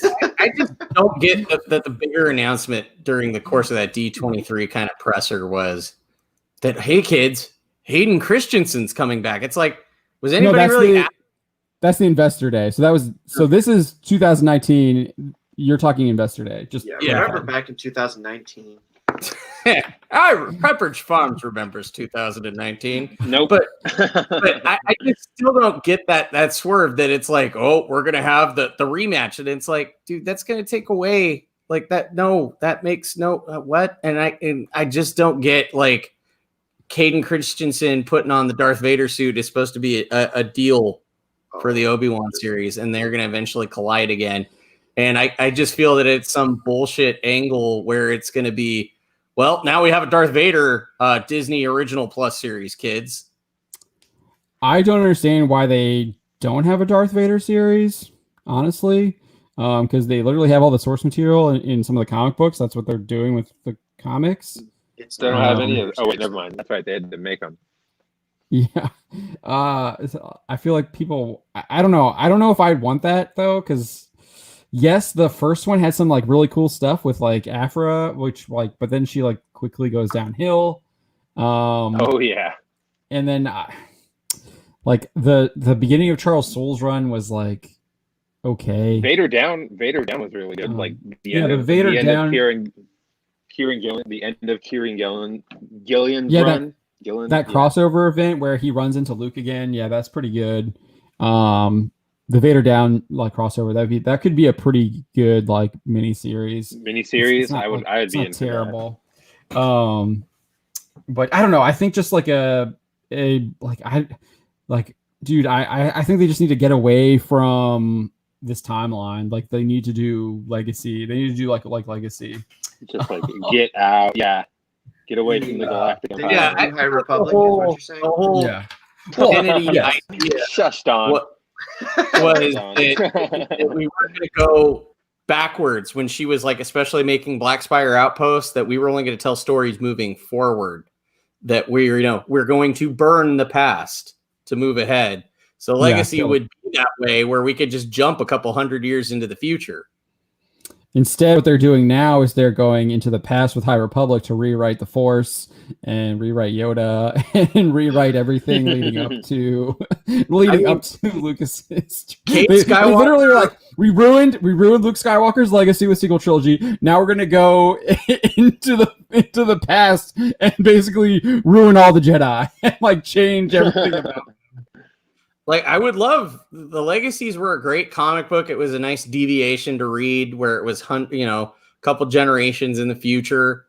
You had Cade, who he was. He was more of a Solo than he was a Skywalker, and he was very reluctant to use his Force powers. You had a new version of a Darth Vader with Darth Krayt, who you find out is like that, like a Clone Wars Padawan that got, mutilated and treated poorly by the Yuzan Vong and became Darkseid and found a way to connect with all that. I mean, that's a dope storyline in comparison. It's pretty baller. And it's fan service to the point where it's like, it's Skywalker, but it's not Skywalker. And it's enough that there's enough that's familiar and enough that's different that make it interesting. I think in issue 4, like Luke appears as a Force ghost, and it's like, holy crap, this Luke is 1,000 times better than last. Yeah, it's such a good panel. And he makes his descendant, like, dude, Cade just uses death sticks to make him go away. He's like, shut up, Force ghost. Like, and then you're gone. Yeah. Cade threatens to kill himself to make Luke shut up. Yeah, he threatens to kill himself. I think he puts the blaster to his head, right? Yeah, blaster to his head. But hey, that's too strong of a toxic male in Star Wars to have. So, oh, dude, Cade is definitely a toxic, like a toxic. Oh, 1,000%. I just read the second issue, and he's like busting in to some like safe haven and like actually taking out like some bounties on like Mando, who only does that in literally the first episode, and we never see him hunt a bounty after that ever again. Are we going to see bounty hunting in your bounty hunting show? Yeah. I saw more bounty hunting in Dog the Bounty Hunter than I did in The Mandalorian. Seriously. Like the whole setup in the first one is like, this dude's a bounty hunter and he's like the best bounty hunter in the galaxy, and then he literally doesn't hunt any bounties aside from Grogu. That's and the blue guy, whatever he is. And dude, you even had Robert Rodriguez who did Machete, and that's all you had to do. Is you just had to give me characters like that were very in that vein of Machete, where they're unapologetic, they're doing what they need to do to survive. They say the line that I'm a guy in the universe just trying to get by. So it was there, but yet again, it's like, dude, if they know what they're doing and they're familiar with that kind of source material, then let them play all the way, coach. Don't tell them to play at a 2. Let them go out at a 10, Yeah, and instead of like him siding with like the New Republic, which he obviously is, he should have been playing both sides and working to get out of like complex situations. Like maybe he's got a bounty on his head from the Empire or something, and he has to like work to get out of that, so he can get 2 seasons now. There's no reference of what crime organization is the governing body in the Outer Rim.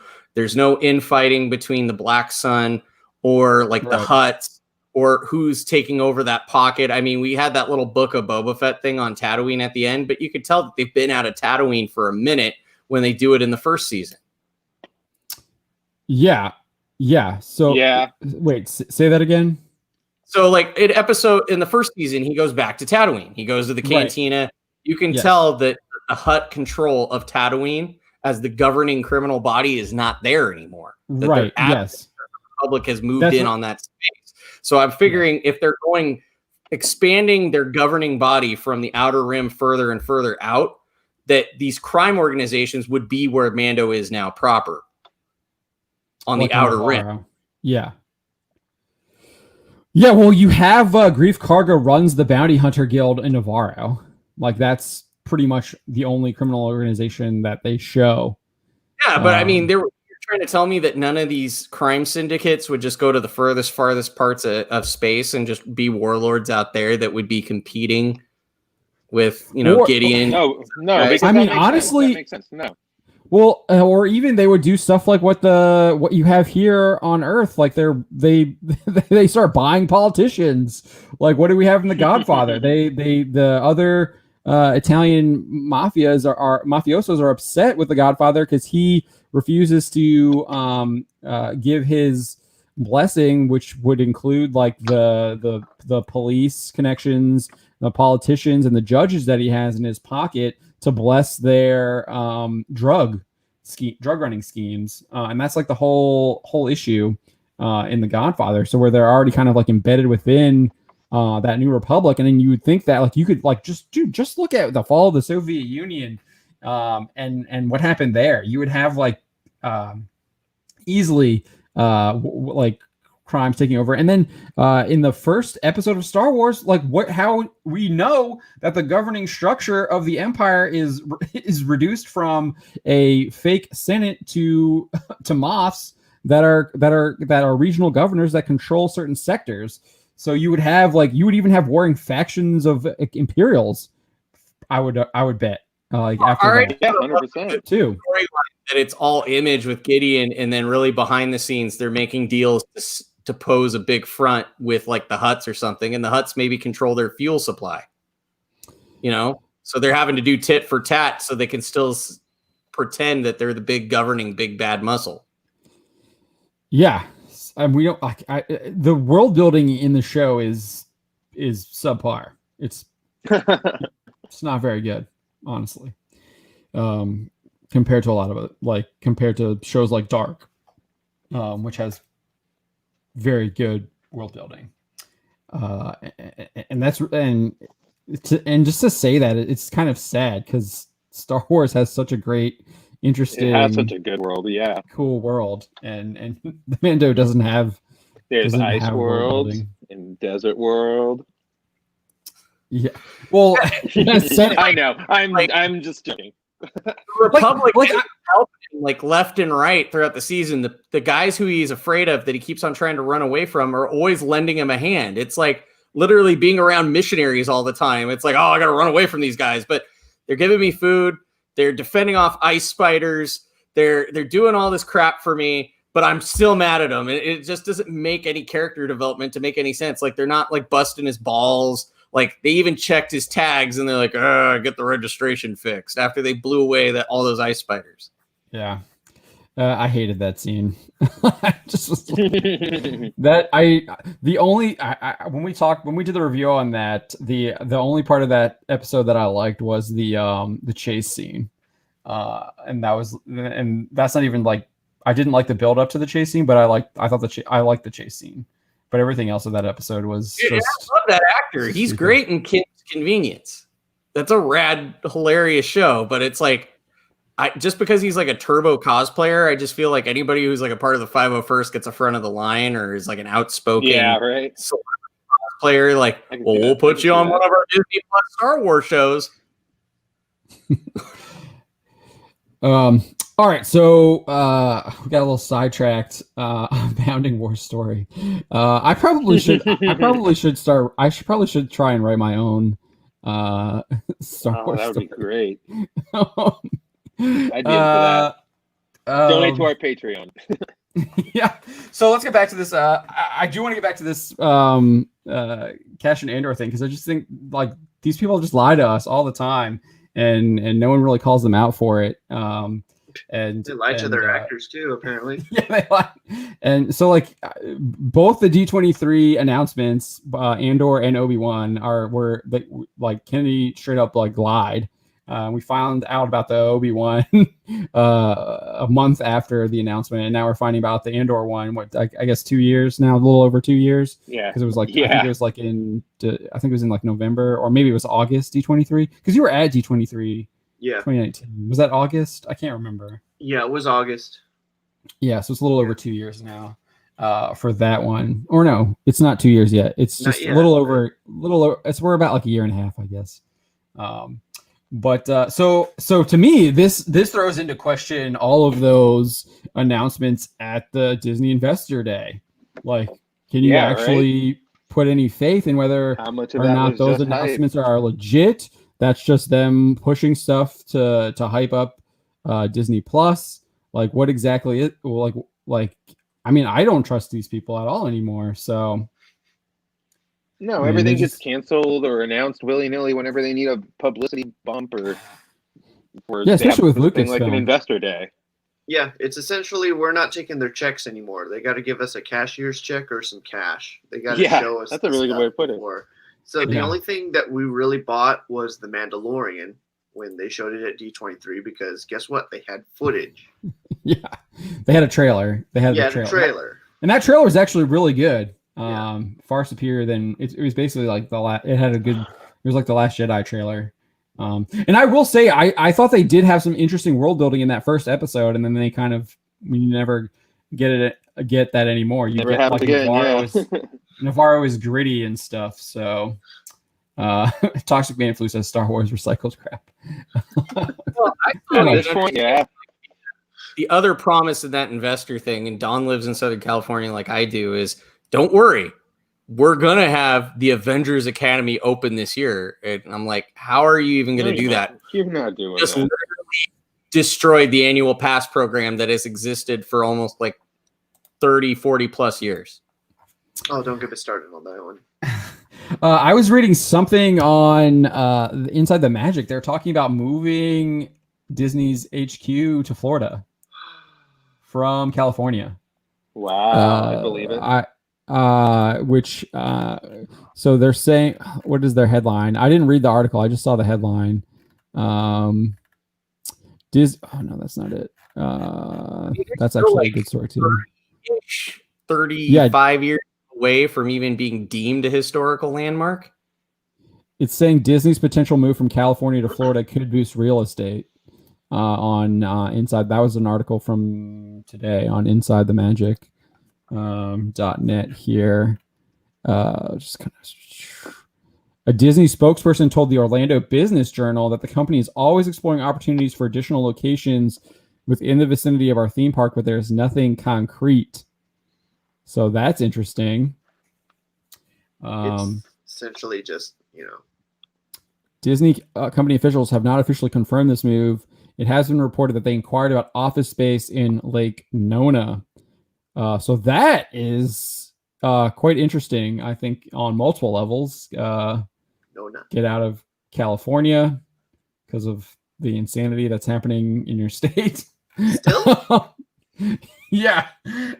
Moving to Florida, which has very different rules. And from what I understand, Disney is the godfather of Florida. And pulls a lot of strings, especially in the Orlando area, when it comes to local politicians there. From what I understand. So if someone knows more on that, you can chime in, because I'm not super well based on that, but that's just kind of what I've heard. So that is a really interesting move, because you would think that would mean they would potentially be switching maybe their movie studio production as well. That would be a huge boon for Florida, I would think, and not very good for California. Well, I mean, at the very least, they would leave some of those places as like historical landmark locations. I could see them tuning it down Yeah, they still be running like Disneyland and stuff. They might rent out like their studios there that they got in LA. Right? Yeah, because I mean, it's still like the original birth ground of where everything Disney moved forward. So I think Disney would keep it in their back pocket. I don't know if they would tune it down, but just the fact that, like, I told one of my friends that actually works for Disney, and he's like, "Really? They're saying that the Avengers Academy is going to open?" Like, he's like, the only way it'll probably open, and they're really skirting the issue with California Adventure, is that they don't have the rides open, but they have the shops and the concession areas open. I saw that. Oh, yeah. Like open. Did they turn Disneyland into a vaccine site or something like that? Yeah, they're doing it. They're doing it as a super vaccine that day. Yeah. They ran out of vaccines. Yeah, that's what I thought. That doesn't surprise me. So it's been shut down for like the last 3-4 days. Not My Star Wars says Disney World is a sovereign state. They don't have to comply with Florida. Honestly, so he's pretty much confirming what I'm saying. No, it has its own power grid. It has its own septic system. It is a city onto itself inside. Like, I wish somebody would really do a deep dive of the documentary of the zoning, like the more nerdy minutia stuff that talks about how they really are their own operating city and they're inside Florida, but they really are not governed by Florida laws. Yeah, prove that they're pretty much a sovereign state. I think there's a YouTuber, Culture Casino, who has a little bit more knowledge on that than any of us do. And then I think Mike Barron actually knows a little bit more than we do too. Mike Barron, the comic book writer? Yeah, he lives in Florida, right? No, he lives in Colorado. Never mind. He is writing a comic called Florida Man. Never mind. Right, I'm pretty sure he's in Colorado. I'll hit on Florida Man. Get it on Indiegogo, kids.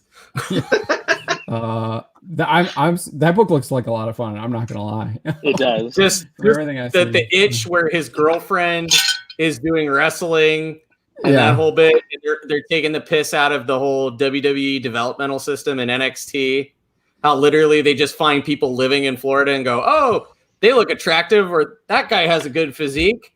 It's the Vince McMahon model that is still carrying into his late 80s, where no, they don't need to be athletic. No, they don't need to have skills. No, they don't need to have training. They just look good. We can get them in front of a camera and make them look good. Damn it. Look at all that meat. Yeah, so I think this is just an gonna let you do the wrestling stuff. I am totally I don't know enough about that to comment on that. I have been to some indie shows and they were a lot of fun, but I haven't been to one obviously with COVID and stuff. So they're not doing any more around here that I know of. But I was going to, there's a local indie wrestling group around here. They had this this guy. He was like a Hillary Clinton guy. Came up from West Virginia. The Democratic dude. He was like a heel, and he was really extreme left. Yeah, he was a heel where he was like based out of, but when he came up to Northern Virginia, he was not a heel. He was like the hero, and they had him fight this.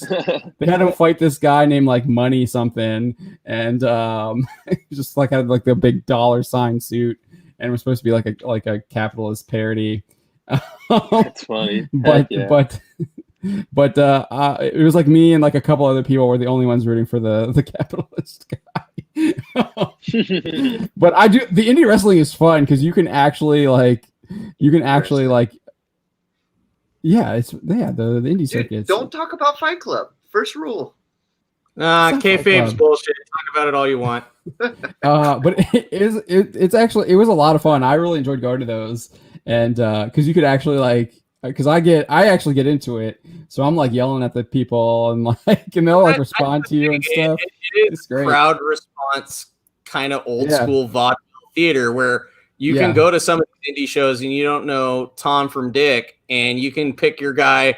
And some of these ones, especially in Southern California, before everything shut down, like I would go with friends and we go, okay, who are you going to root in this one? Oh, I'm going to pick the Drunken Master. Who are you going to pick in this one?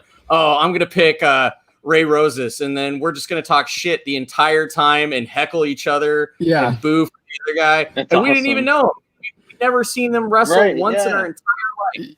Yeah, I picked I guess there was like a group called like the 1%, and they're supposed to be like people who ran the show or whatever, and like they were supposed to be the heels, but I was rooting for them every time. It was just fun. You go up for like $15, $20, you're getting into it.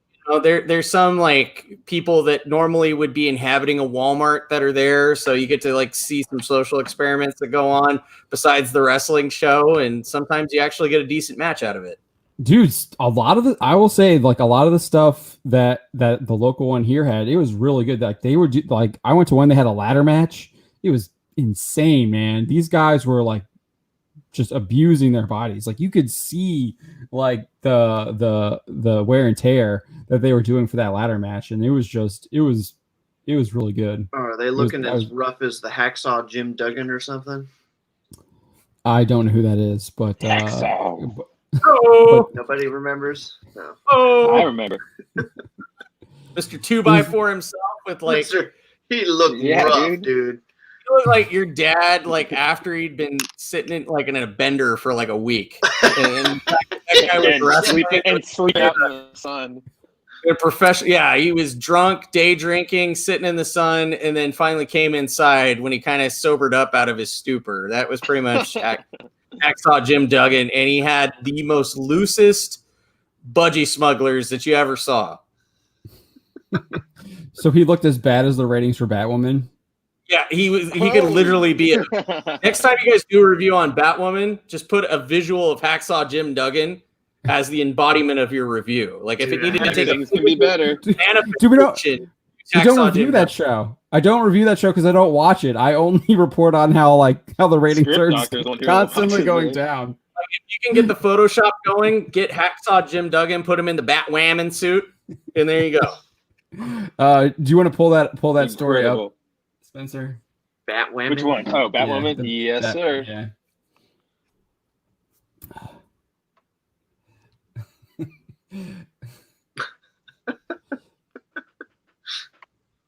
Oh gosh. I don't think people understood why we covered that Star Trek Discovery story. They're like, who cares? Who cares?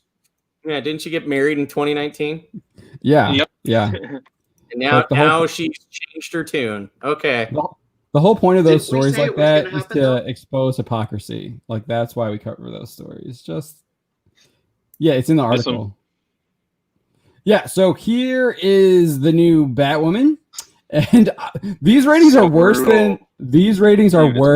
than what I thought. I was surprised how bad this was for a season premiere. Boob armor. What? Just saying, boob armor. She didn't do entirely bad. She has the same ratings as all the rest. You know that. But compared to the last season, these are really bad. And CW cancels at like 400,000 usually. I think that's so. Wait. You're telling me CW has actual standards to cancel a show? I'm looking at I'm looking at shows they have canceled and what those ratings are usually, and 400,000 is like kind of the mark. That's why I lost the TV version of the movie Frequency. Because somebody thought that was a great idea. What a random cut. Heck yeah. Well, they killed that one all-female DC show before it was ever born. Yeah, and the Green Arrow and the Black Canaries. Yeah. They tried to blame that on no, he didn't. He said that it had been canceled before because and then COVID was like he did. He blamed it on COVID because he said they were trying to tighten their belts anyways. So, and HBO Max was like, no thanks. It's like Supergirl getting canceled, but it wasn't really getting canceled because they were in production of the last season and they had like a couple episodes left anyway. So it's like, it is, but it isn't. Yeah, like it doesn't really count. They tried to blame that on the actress, like wanting to have a family. Pretty much, and she's like stepping away from acting. It's like, dude, that show ran its course. They did everything that they could to the point where they hit the implosion button, and now we're getting Superman and Lois again. Right, 2-hour premiere. Which we'll see how well that. I have a feeling that those ratings are going to be pretty bad too.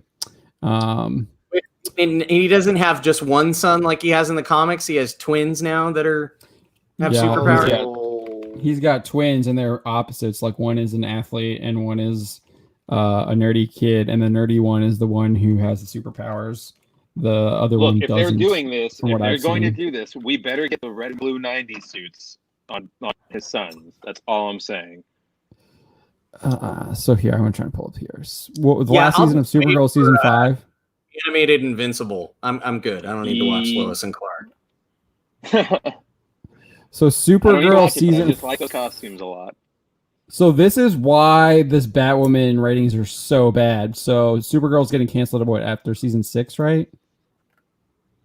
I think. Yes, I believe so. So they still have one more season of Supergirl, right? Yeah, the one that's about to air is the end, I believe.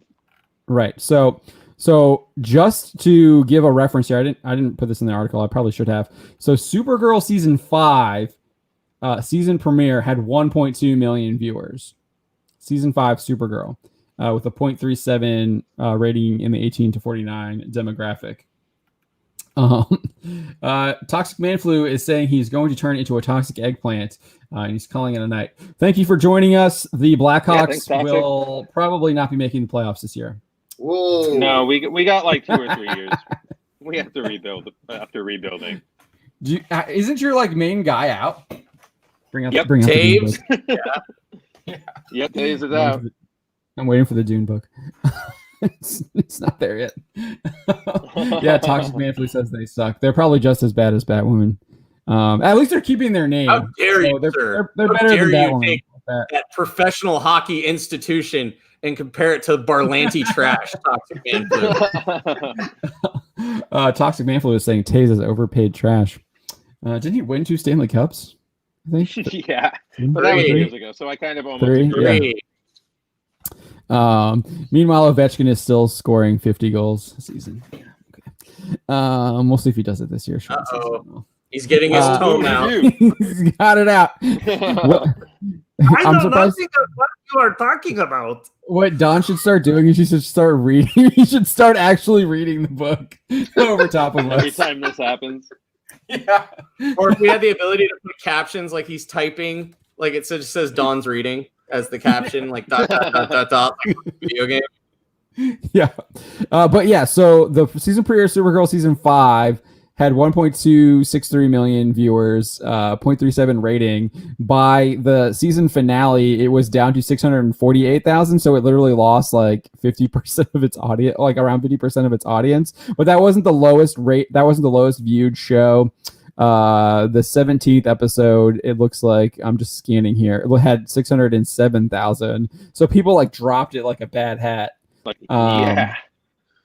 Real quick. And so Batwoman season 2 premiere is already starting at, what is it?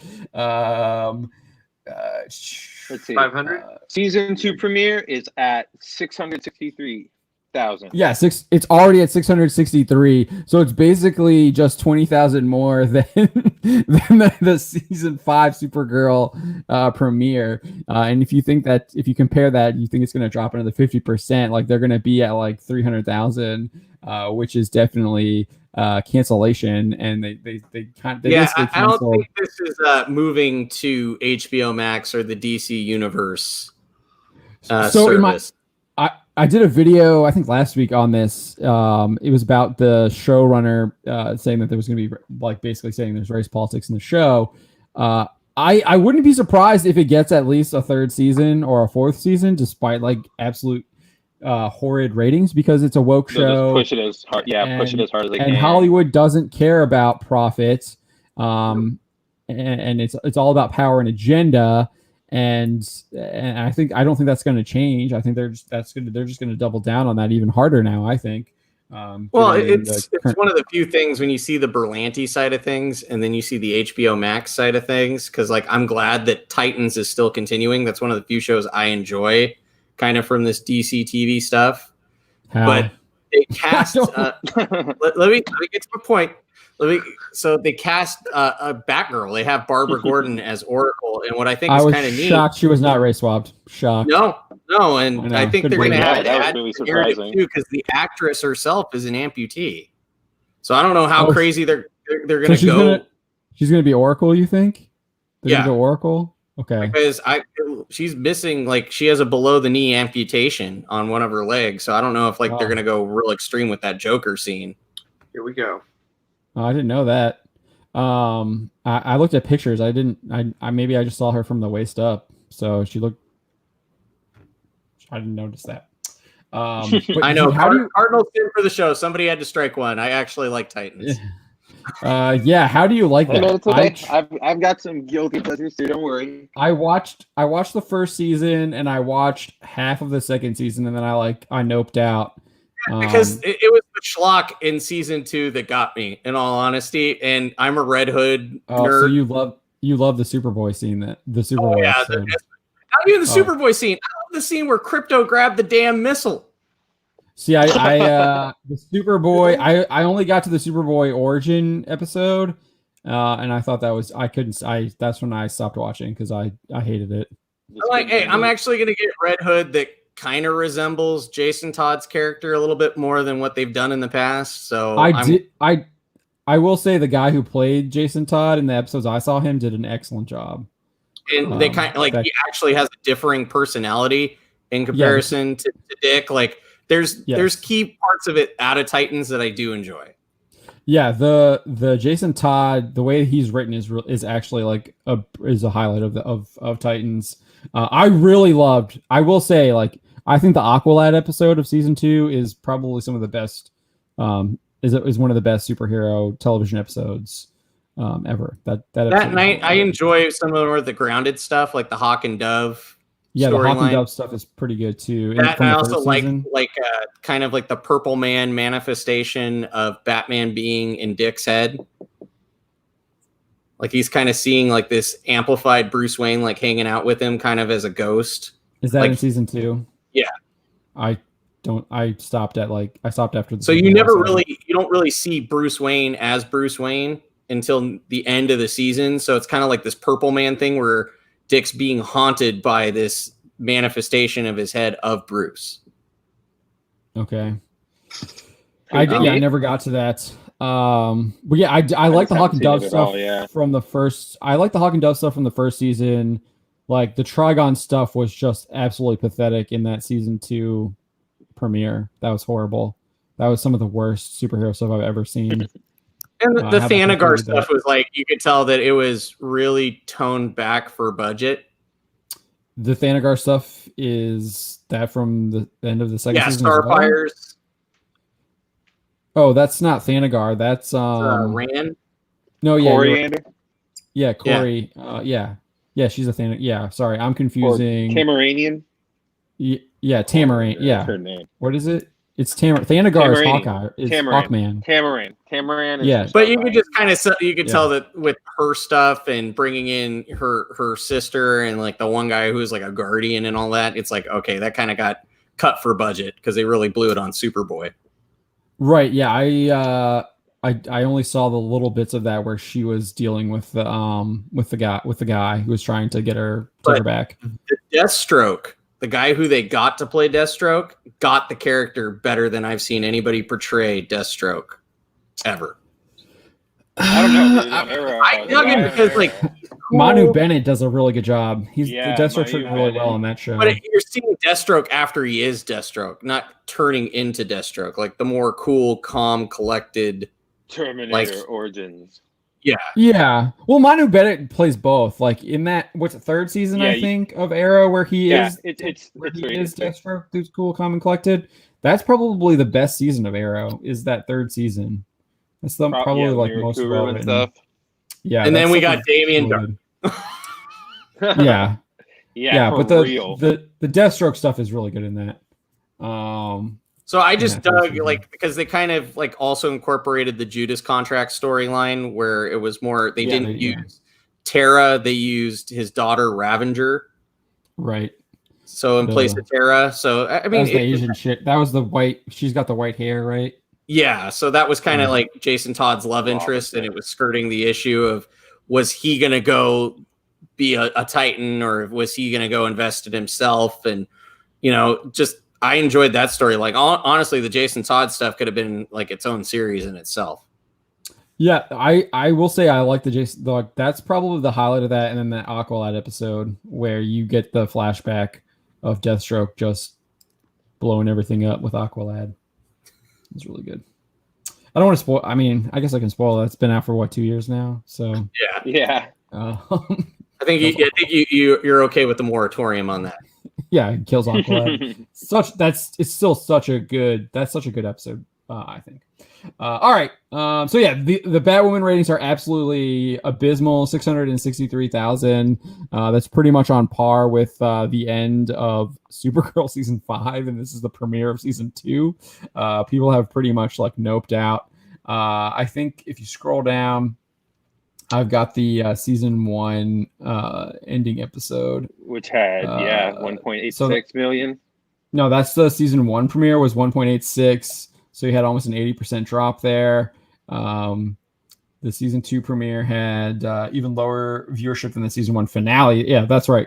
So the season 2 premiere had even lower viewership than the season 1 finale. That is a huge indicator that no one is interested in Batwoman season 2, because usually you get a bit of a boost for your season 2 premiere over that finale, because people are like, oh, let me give this another chance. Like, I'll see if they see something new, especially when they're like introducing a brand new character. You got a whole new actor. You would think there would be like a little bit of hype around it, but no, it was even worse than the season 1 finale, which was what is that? 739,000 people and a 0.21 rating. So even then, it lost 10% of its viewership numbers from the end of season 1. But even kind of like reading the synopsis, it's like, so she's living in a van down by the river, and she finds the bat suit.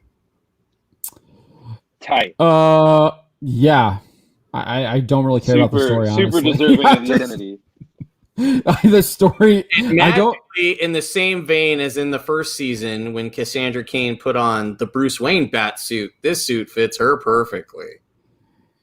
I mean, what is the line in the trailer that basically I know, I tells can't you the remember show that is really trash? bad Like it's only good if it fits my body or something like that. If it's a woman or something like that. From that trailer, it's super. When it fits a woman. Yeah, there you go. It will be. That super cringe line.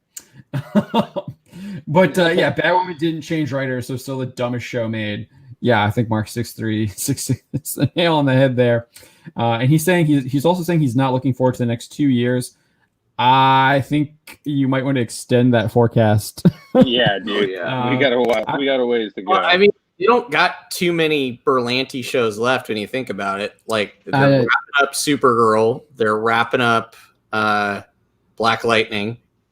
Yeah, Black Lightning's done. Arrow's done. The Black Canary Arrow spinoff is done. But you still have the Green Lantern HBO Max show that he's a part of. He's doing some more HBO Max stuff as well. I just meant like everything in the CW bubble proper. So they're killing off a lot of these other shows. So. I think the Green Lantern stuff is going to spin out. There is rumors that the Green Lantern show for HBO Max will be a spinoff of Arrow with Diggle's character. Because originally when I was hearing synopsises of the new Superman and Lois show, they said that somehow Diggle's making cameos in that. I haven't heard that. I haven't looked into that. I mean, I've covered we had a script leaked to us of the pilot episode, and I've got a couple of videos up on that. And they've pretty much been confirmed. Because I thought the Green Lantern show was really going to double down on the Simon Boz and the Jessica Cruz character. I think there's two. I think there's a John Diggle one that's rumored, and then there's the other one. So there's like two Green Lantern things happening over there. They can't do Jessica Cruz though. Why not? That means they'd have to pay. They've already confirmed it. They'd have to pay the illustrious human sunbeam. I'm pretty sure that. Yeah, Ethan I think Vance Kyber, our Lord and Savior.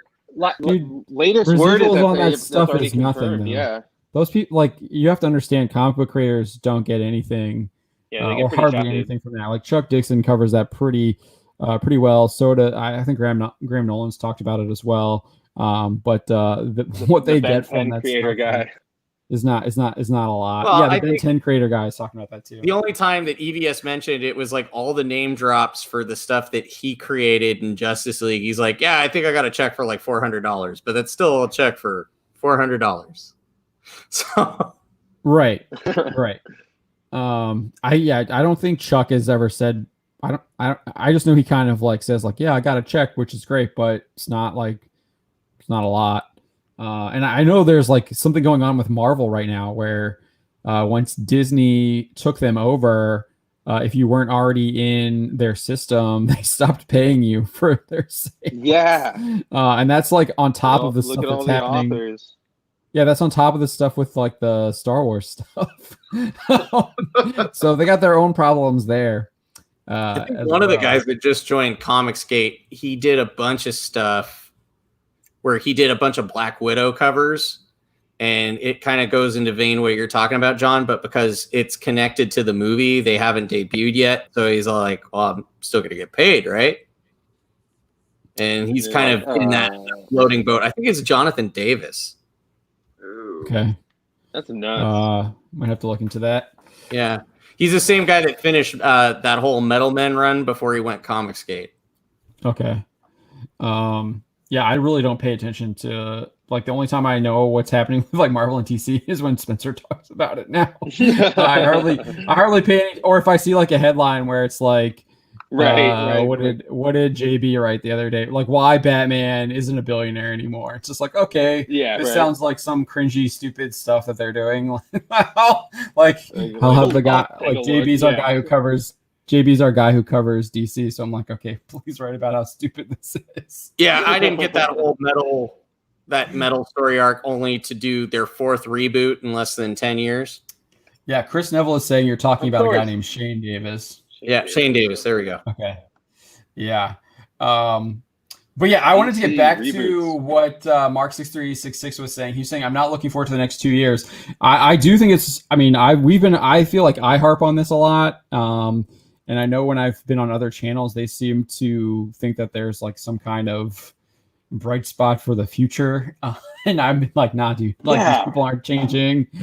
They're like, so weird. They're going to double down. What are the indications that you see that there's any kind of like any kind of change? They're literally like making buddy comedies about going to an abortion clinic, and you don't think they're going to like keep pushing woke stuff in like mainstream superhero movies and television shows? Yeah. Like where are you seeing that? This is where we at. Like I guess like the only thing that isn't like really woke that's out there is like John Wick, and that's, I mean, I feel like that's kind of like that's an exception. Yeah, that's an exception.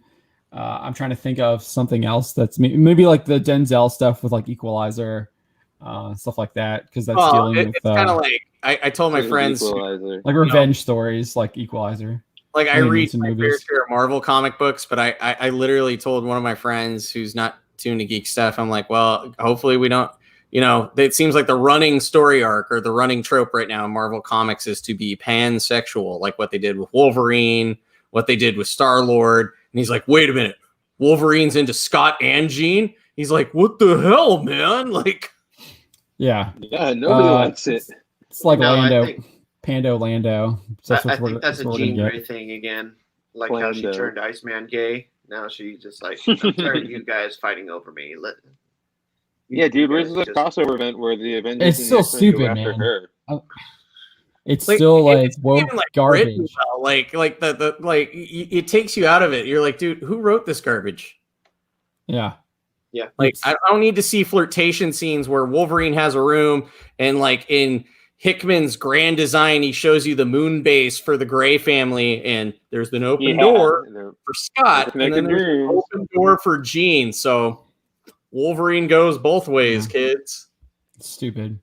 It's just, like I don't read it anymore. I don't. I was and now since they've done the pan thing with Star-Lord, now he's like Joseph with the Technicolor Dreamcoat. Gosh. He has like all this rainbow theme in his regalia now and his gear. Did you see the of course. Because they made him He goes both ways now. Yeah, that's the right. Eternals. Did you see the new Eternal stuff? The from the Legends toys. Oh, the new stuff. No, I think from the new one. Oh, they are the new series. Oh, the by... comic. No, I don't read any of that stuff. I told you, So it's horrible. just trash. All of them are transgender now or something. Shocking. Not surprising. They don't identify, Don. So and the artwork is just pure garbage. So the foundational like Marvel characters are woke. That's not surprising. I guarantee you're going to see a lot of that in High Republic too. Dude, yeah. Well, I mean, you look at one of the token covers, and it looks like Brie Larson. Sounds like Brie Larson. Oh yeah, the Avar Chris or whatever. Yeah, it's either Brie Larson or Jodie Whittaker. I've seen the fan art of. I did a troll story about that. It's like, oh, Brie Larson as Avar Chris, because people are just gonna hate on it. Remember, she did that one Jimmy Kimmel that one night, and she was screaming at Samuel L. Jackson, "I want my lightsaber."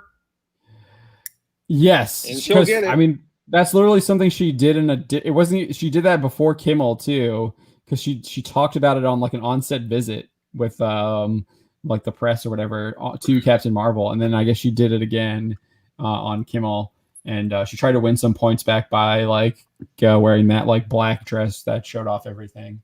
Yeah, but how pimp is that of Samuel L. Jackson to go to like every set, like bring in props and like stuff that he likes and go, you never get it. You never get it. Because he's Sammy J. That's what he deserves. I walked into Lucas's office, kicked it open, and said, "I am golfing every day, and I'm the only guy with the purple lightsaber." Samuel out. Roof Korean says that Chris Pratt should quit Guardians 3 in protest of Quill going woke. I doubt that's going to happen. He was. No way. I don't think his version is going woke at all. Wait, Gunn's doing it. Gunn is who knows? He's not going to do it. But I mean, Pratt's not going to quit either because he supported getting James Gunn back. He was like signing petitions and like campaigning to get him back. So he's not gonna quit for that stuff. He's a Hollywood celebrity too. He's just an easy target for those people. He's still like Robert Downey Jr. was coming out and defending him when they were trying to go after him. I remember. Yeah. Well, if you don't fall lock in step with all the agenda and you decide to be polite and have, not say anything, that's apparently a criminal offense in itself. Nah, man, he's wearing that "Don't Tread on Me" shirt. Exactly. And then he goes to church. And then Ellen Page calls him out on Jimmy Kimmel. Not Ellen Page anymore. Elliot. Whatever. It was Ellen Page called him out. It's true. It was Ellen Page. You got a sleepwalker card. I'm sure. Yeah. Well, that's why we don't monetize our live streams. So, because we just get demonetized right away, just immediately. But no one even so. Roofree, that's the issue. No, I don't know what Chris Pratt's politics are. All I know is he's worn a "Don't Tread on Me" shirt and he goes to that church out in Hollywood. I don't think he's ever talked about what his politics are. Gina Carano talks more about her politics than that. I mean, the biggest thing they were even then, you don't even know what her politics are. It's just based off what she likes on Twitter. The political turmoil that Chris Pratt had was that he didn't jump on a Democratic live stream of the Avengers that he wasn't even invited to. Yeah, he wasn't even invited. It was a made up controversy. They were like, "Why isn't Chris Pratt on this?" Well, he wasn't even invited. They didn't even invite him. So it's a nothing burger. Yeah, it's just a way to get people pissed off at Chris Pratt. And then New Year's Eve, he hosts a benefit on Instagram for Feeding America. It had everybody on it. It had Nick Offerman on it and his wife, Megan Mullally. They're extremely woke, but he magically still showed up to support Chris Pratt. You had Arnold Schwarzenegger he worked with Pratt on the Parks and Rec. Parks and Rec, yeah. But I mean, if it was really that of a bone issue of morality, he would distance himself from it. He probably wouldn't have done anything. So it's they're seeing smoke and they're pretending like something's there that's not, exactly what you're saying. Yeah, That's what they do. That's what these people do all the time. Someone in our Facebook group, the Bounding into Comics official Facebook group, was just posting today, was just like, has anyone ever posted a link from Bounding and like gotten banned from other groups? And it's like everyone's like, yep, happened, yep. I was like, so bonkers. I was just like, do they give you any reasons? It's like, who knows what? Like, it's probably some isms. They're like, oh, they're Comicsgate. They're like blah blah blah blah blah. And like literally, we like, yes, we've defended Comicsgate, but I wouldn't classify us as that. We've been critical of comics. I've written multiple articles defending people attacking Richard C. Meyer, Ethan Van Sciver, and all that stuff when that was going on, like 2017, I think. I've written parody articles of the Washington Post. I think it was the Washington Post. Yeah, but I mean, a lot of the times those Comic-Gate guys intentionally do it to get a response out of people. You got to admit, like, I mean, so Cecil lives for that. Well, yes, but I mean, so 2017 was 4 years ago. It was very different. It wasn't like I don't even think Cecil was really on the scene at that point when people were vandalizing a pizza store in Florida after Ethan showed up for a signing. And we're like threatening his history. Wow. Giving him death threats and like DMs and stuff. And that's when he's like, I think his YouTube channel only had like 1,500 subs or something like that back then. So it was a very different outlook back then in 2017 than what it is now.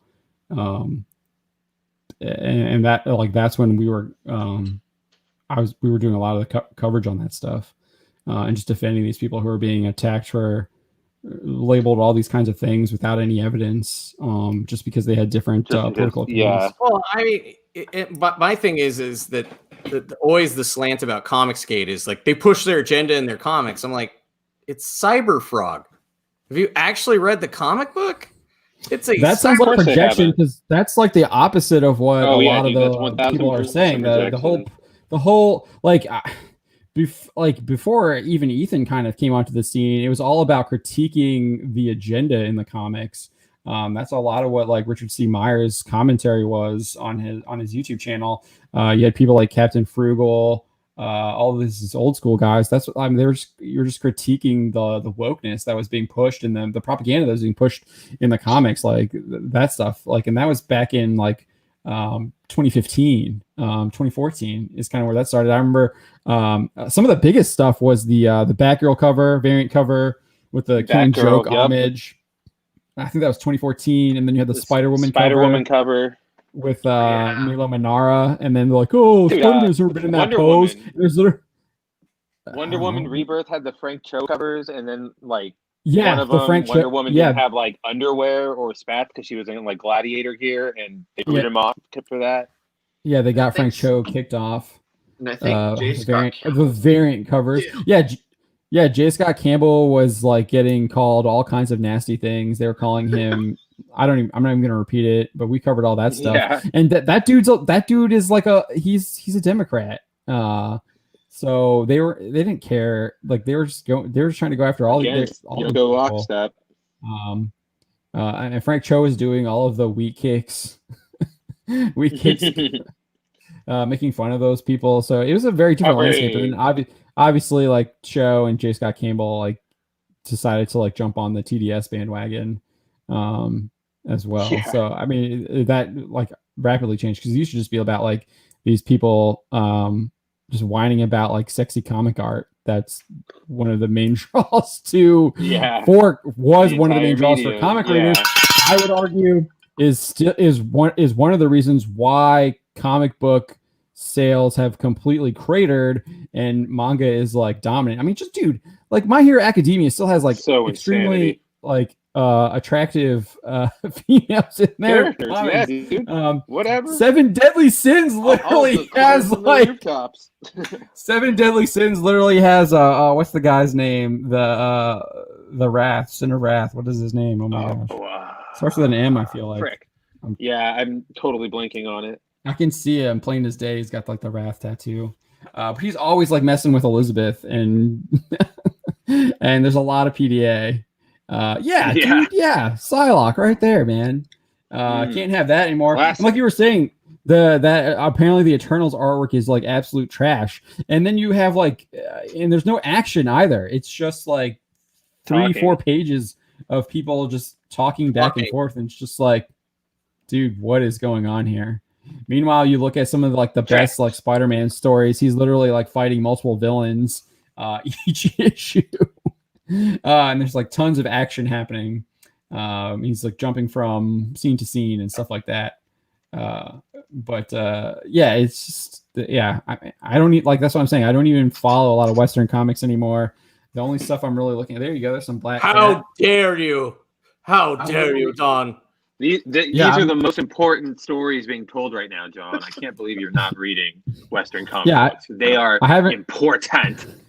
I'm reading stuff from 2006, like Star Wars Legacy in the Epic. So I am buying Marvel, but the Epic Collection stuff was Dark Horse, I guess, originally. Yeah, and then, Dark Horse. But yeah, I've got Graham Nolan's Chenoo. It's on my list. I last week I was talking about She from Billy Tucci. I'm waiting for a couple other things. I do need to back Mike Miller's crossover where he's got Mike Barron's Nexus in it. I do want to check that out. It looks like a lot of fun. I can get back. Yeah. I'm saying is I'm getting Rainbow the Brute. They sold me on that. Oh yeah, that's Ethan's. Anything that Chuck's working on, Chuck Dixon, I usually back that. I'm looking forward to the Expendables book that he's working with Richard. And then I think Mike Barron's got like a Nexus thing that he's doing with Richard too that I'm looking forward to. But yeah, I mean, basically anything that Chuck Dixon is writing, I'm checking that out because that stuff's usually pretty solid and it's just good fun action. It's fun, yeah. It's like I got the when he put it back out. I got Graveyard Shift just because I finally a lot of my friends. Yeah, everybody was saying like it's the best thing that Marvel decided to skip on. Yeah, he was doing X-Men. He was doing X-Men and he made a comment on Twitter about X-Men and then he basically got canceled. It's ridiculous. Yeah, he was also the guy when they were trying to do the Hero Initiative or whatever they were trying to do to bring back the Thunderbolts and make them like a legit team. He was drawing that. Yeah, he was on Thunderbolts too. Such a good point. That was a great point. I think he was doing some kind of like Colossus book too. I feel like it was like a duo book. I can't remember.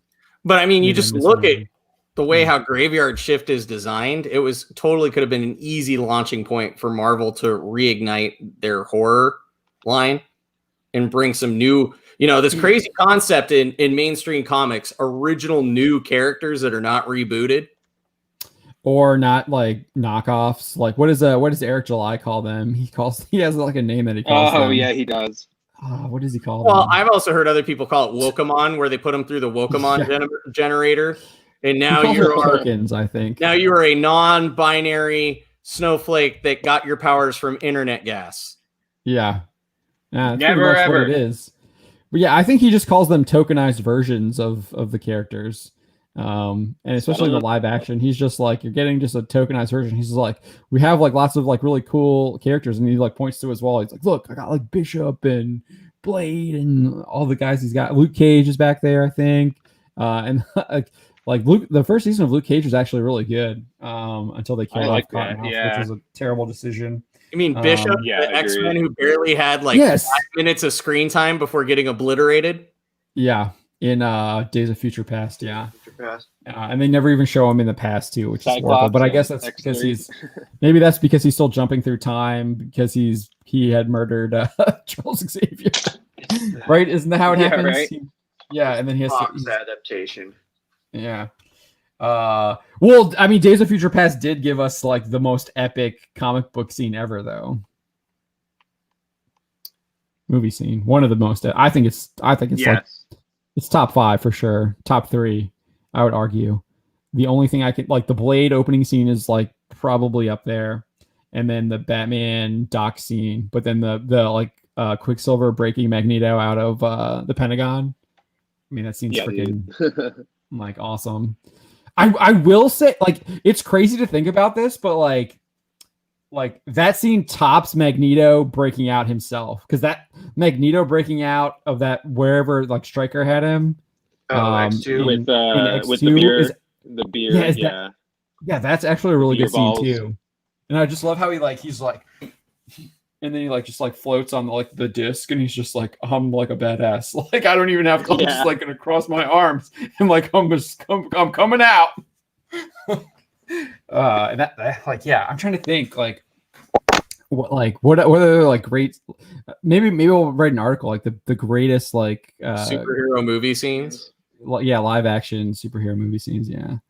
I'm trying to. I don't. Man of Steel doesn't like. I don't think any of like the new DC Winter stuff. Soldier. I guess the Batman vs Batman Superman fight. has the warehouse fight scene. That's the pretty warehouse good. fight. The Winter Soldier scene. Which one? With highway fight scene. The highway fight. With the bridge and everything.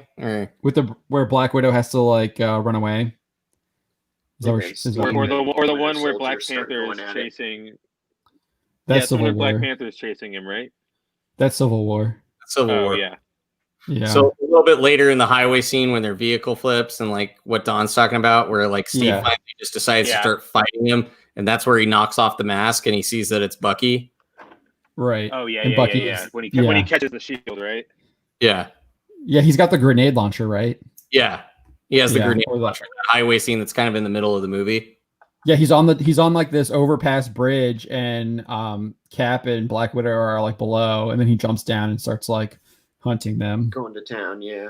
And Black Widow like uses like a radio to like trick him to escape, I think. Oh, and then like Steve does that like running knee into the car and like hits him with it. Yeah. Bucky flips the knife all like it was like a whole choreographed scene that looked like it came out of like the Bourne Identity. Yeah, that's pretty good. The Daredevil like rip off of Batman Begins, the hallway fight scene, that's pretty good. Oh yeah.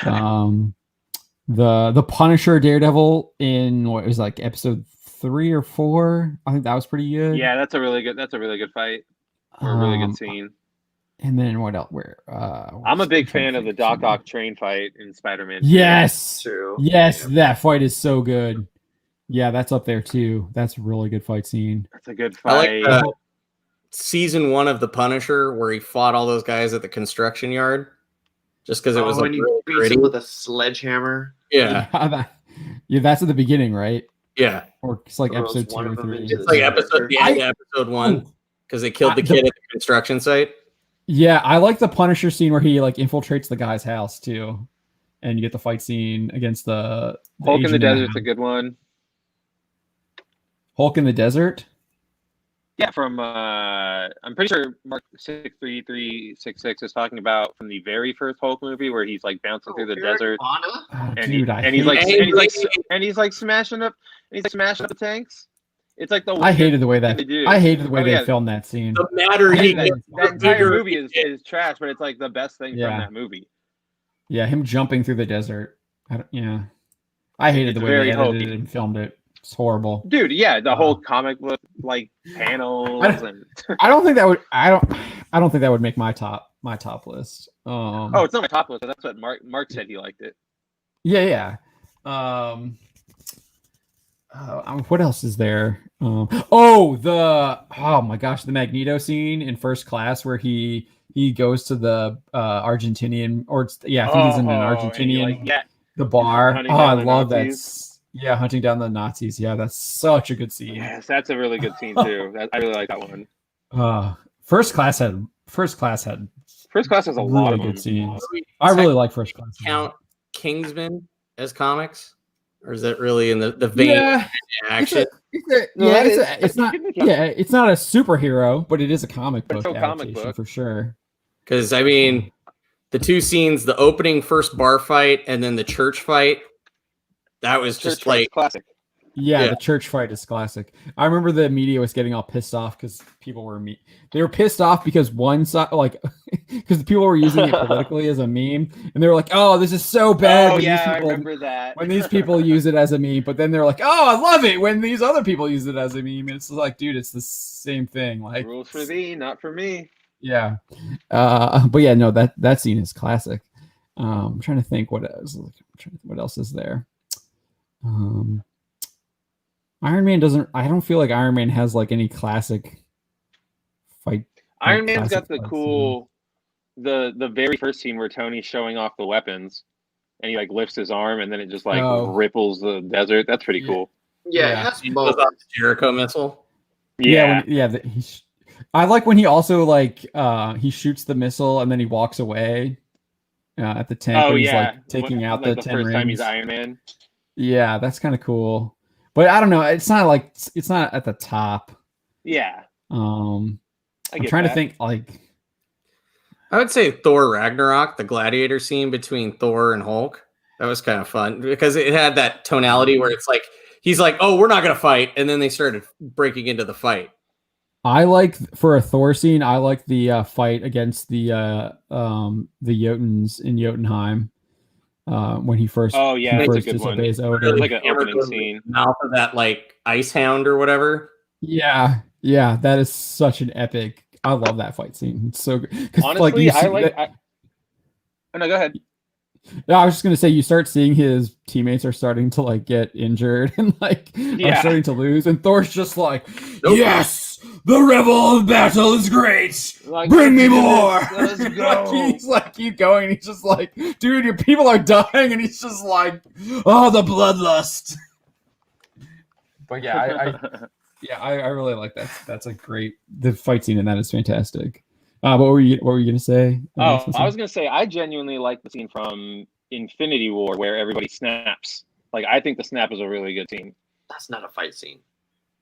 Nobody said it was a fight scene. They just said comic book there's scene. There's a fight scene that leads up to it though, where he like kills Vision and defeats Wanda. Yeah, and then like the whole thing is with Thor where he like crushes him and he's like trying to jam it in, but his arrogance gets the best of him.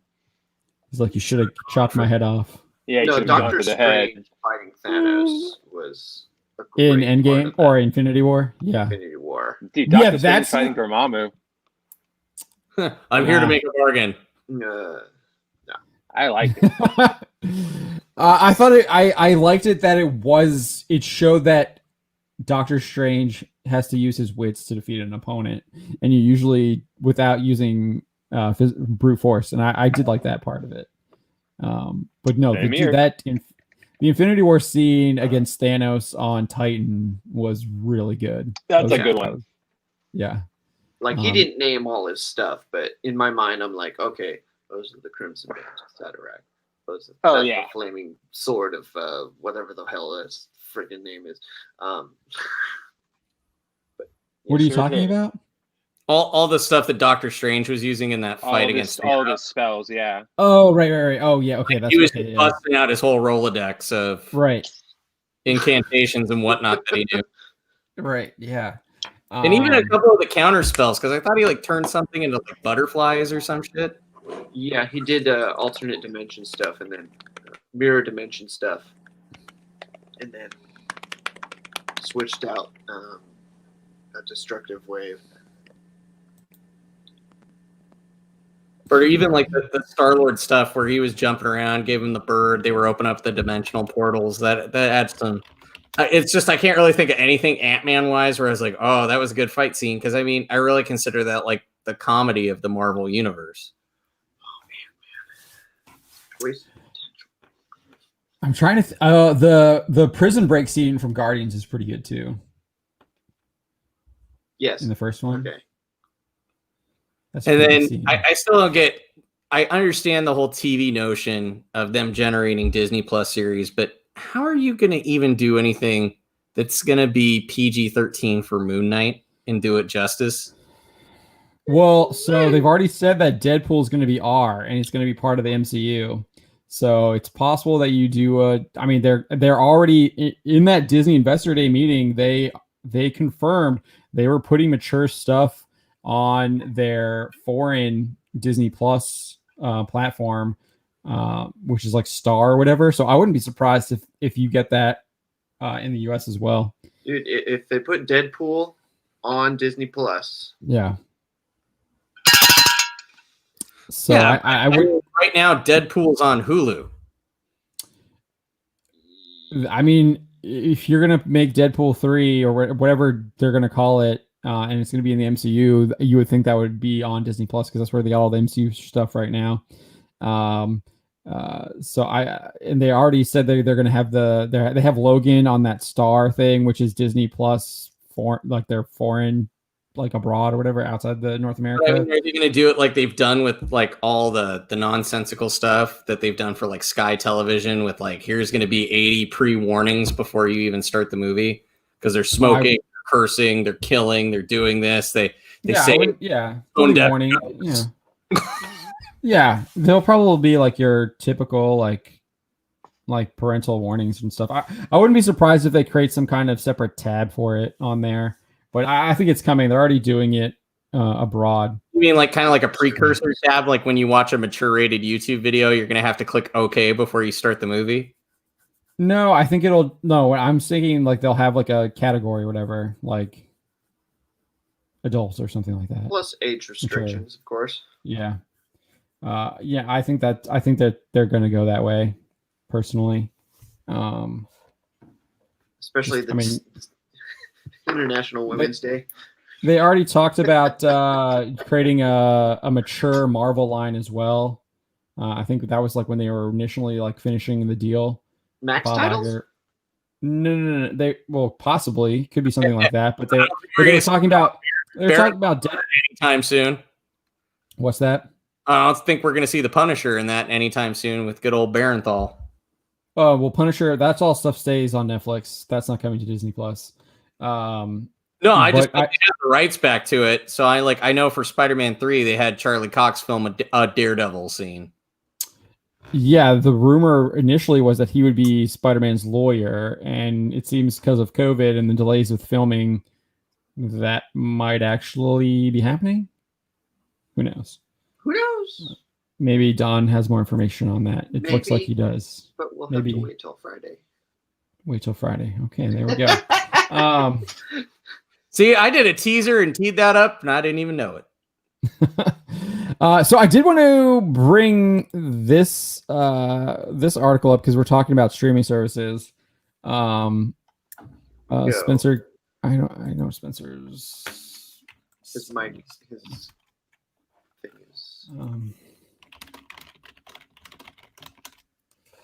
I'll see if I can do it. We'll see here. It's gonna like kill my computer. Okay, he's got it. Oh, sweet. He's got it. Cool. Uh-oh. No. We shall not subscribe. Oh, it blocked you? Oh. Backdoor. There we go. Okay, sweet. All right. So it's so this is, what is it titled? It's titled How Fast Do You Cancel Streaming Service? It's a Problem for Hollywood. So the headline is just like, it's a problem for Hollywood. Like, this is such a bad thing. But but when you get down to it, is it really? We'll see. So the 8-episode season concludes and you browse for your next binge viewing fix. Who's binging The Flight Attendant? I haven't even heard of that. Maybe you turn on Wonder Woman 1984 or rewatch The Sopranos. How long before you go to your Apple devices subscriptions tab and drop the $15 a month app? A month, a week, a day? That's the issue facing media and entertainment companies as the battle for streaming audiences settles into a new phase. During 2019 and 2020, studios launched Disney Plus, HBO Max, Peacock, blah, blah, blah, Apple TV, Discovery Plus, and others, all betting on original exclusive programming to draw users. The coronavirus crisis has been a boon for the streaming industry as movie theaters, concert venues, and sports arenas continue to suffer. I think that's an understatement. I'm pretty sure all these places are like shut down. I guess in the South, there's some football arenas where football stadiums are open. I don't think the NFL has any fans, though. Just as a recently, I was watching an Arizona Coyotes game, and they have live fans there at the arena. Oh, they do.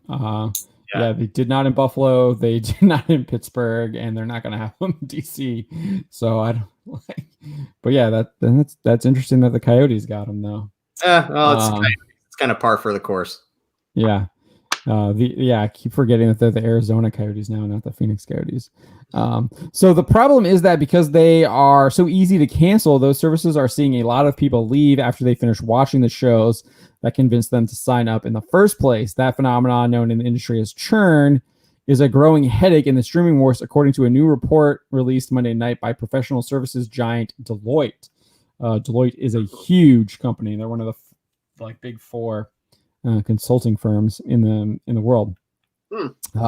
According to Deloitte's survey of 1,100 people in October, 46% of respondents canceled at least one streaming service in the last 6 months. 6 months. That's a dramatic increase from the 20% who said in a similar January survey that they'd canceled a service in the previous year. Of the people surveyed who canceled a streaming subscription, 62% did so because they finished the show or movie that they had signed up to see. The data suggests it's becoming harder for media and entertainment companies to retain subscribers as competition increases, said Kevin Westcott. Blah, blah, blah. With so many services available, having exclusive content alone isn't enough to keep people on board. So the issue here that they're saying is that they're having problems with keeping people on board. But if you're paying $15 a month to watch a Wonder Woman movie, and it's all going straight back to your bank, and you're not splitting you're not doing any revenue shares with theaters, it's pretty much what it would cost for a theater ticket. So you'd have to be splitting a revenue share. So I don't really see what the downside is. It's still obviously the downside is you want them to keep paying every single month and they're subscribing all the time. But still, even if you're just paying one time to watch that one show, it's still the same. It's still the same amount. Plus, I guess you would have an issue here because you have all the sunk costs already with building the platforms and maintaining, with building the platform in the first place. So there's that. But I really don't see the downside of this one-time use. Paying $15 is you're pocketing it all instead of having to split it with a theater.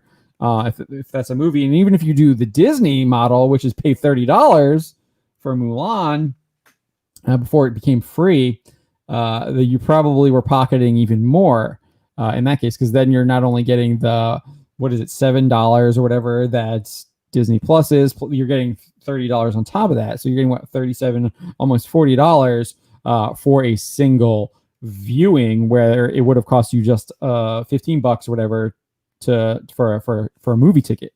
So you're almost tripling the cost of a movie ticket. So this is why I think this is kind of a weird article. They're complaining about making more money to me.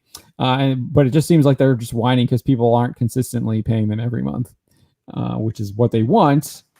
But people aren't operating that way. They're operating a la carte, which makes sense. It's like going to a grocery store. You get what you want, and you don't buy the things you don't want. and when you're you only go out and get you go out and buy more stuff when you need it. You only stockpile in certain cases, like snowstorms and pandemics, as we saw. So the competition for the streaming services is shifting to a different level. Over the last few years, the focus was on having exclusive original content. In 2021, it's going to come down to the user experience, and do you feel like a special VIP for being a member? So that to me, that completely contradicts what you just said in the beginning. It's all about, I want to watch this, so I paid for it. Now you're saying I want to feel like a VIP? What? That doesn't make any sense. No. I don't understand. You just they literally just said, I'm canceling because I finished watching the show or movie that I wanted to. And now you're saying that in order to try and keep those people that canceled because they had finished watching that show, you're going to try and make them feel like a VIP member? How does that work? No, it doesn't. You're going to give them hey, if you keep staying on, what are you going to give me? What are they going to do? Are they going to give you Yeah, like we're gonna give you like a Chick-fil-A coupons or something like that, so you can. No, I did see something. Domino's is doing some kind of like promo where if you order a pizza, you get like an Epix or some kind of. I saw Epix that or too. Something. Yeah, they're doing something like that. And they were offering it, and I'm like, yeah. So like Disney Plus is gonna partner with like Domino's, and then you're like, oh, if you spend so many hours watching Disney Plus, we're gonna give you like Domino's coupons or something. Dude, that's like that book reading program back in the day. Yeah. Like you read a bunch of books and then you get like a free round table pizza or something like that. Yeah, the summer reading programs and stuff. Yeah, I remember all that stuff. Yeah, what else could they do to make you like a VIP? No. If you're already paying for their streaming service, like it's what dumb. else can they give you? Why not just put stuff that we want to watch on the platform? That's it. Right. I mean, I feel like I was when I was going through HBO Max, and it's got like I hadn't seen King Kong or Kong Skull Island. And I was like, dude, it was actually pretty good. I actually enjoyed it, but I wanted to catch because I had seen Godzilla King of the Monsters, and I wanted to like obviously be aware of like what was going to happen with Godzilla versus Kong because I'm like that's actually a movie I'm looking forward to. So I wanted to be like, okay, what's actually going with Kong? Let me see what's going on. So yeah, I checked it out. But yeah, Epix, when they offered me on that thing, I was like, I don't know anything that's going on Epix. So why would I subscribe to it? I think they have the Alfred show. The Batman origin Alfred. Yeah, I think that's on there. Again, DC Pennyworth or whatever. Thing. So, yeah. Especially like the Butler character. Yeah, you want to watch an origin story of the Butler. But yeah, I think Mark63366 makes a good point here. The platform is there to teach us how to live, not to entertain us. Wow. So that is how they are going to make you a VIP. They're going to give you like, oh, that's what they're going to do. They're going to rip off the that I see people doing this stuff now. That model there where you can like pay the celebrities to send like a videogram to that thing. I bet you that's what they're gonna do. You will like, and they're gonna do what the Biden people did. You get invited like to this like panel of like all our woke celebrities to talk to you about like wokeness. Come to our Star Trek Discovery panel. Yeah. Yeah, I bet you that's what they're gonna do. Instead of getting Disney Investor Day streaming, that's gonna be exclusive to like their VIP members. Oh my gosh, yeah, oh dude. What, and you pay $5,000 a plate? We've got the ideas. Stupid. No, if you're like a super user, so you spend X amount of your life consuming our content, we're going to give you more content to consume that's only exclusive to you, which is spending time with our woke celebrities, teaching you all how to be more woke. So the top services have indeed kept their focus on growing their catalogs. So like this is literally like they're saying the opposite here too. So they're talking about making you VIP, and then like they're obviously like, no, we're actually creating more content. We're to hopefully get you to watch instead of making you feel like a VIP. Netflix, which reports quarterly earnings Tuesday afternoon, which I think was this Tuesday. I didn't look at it.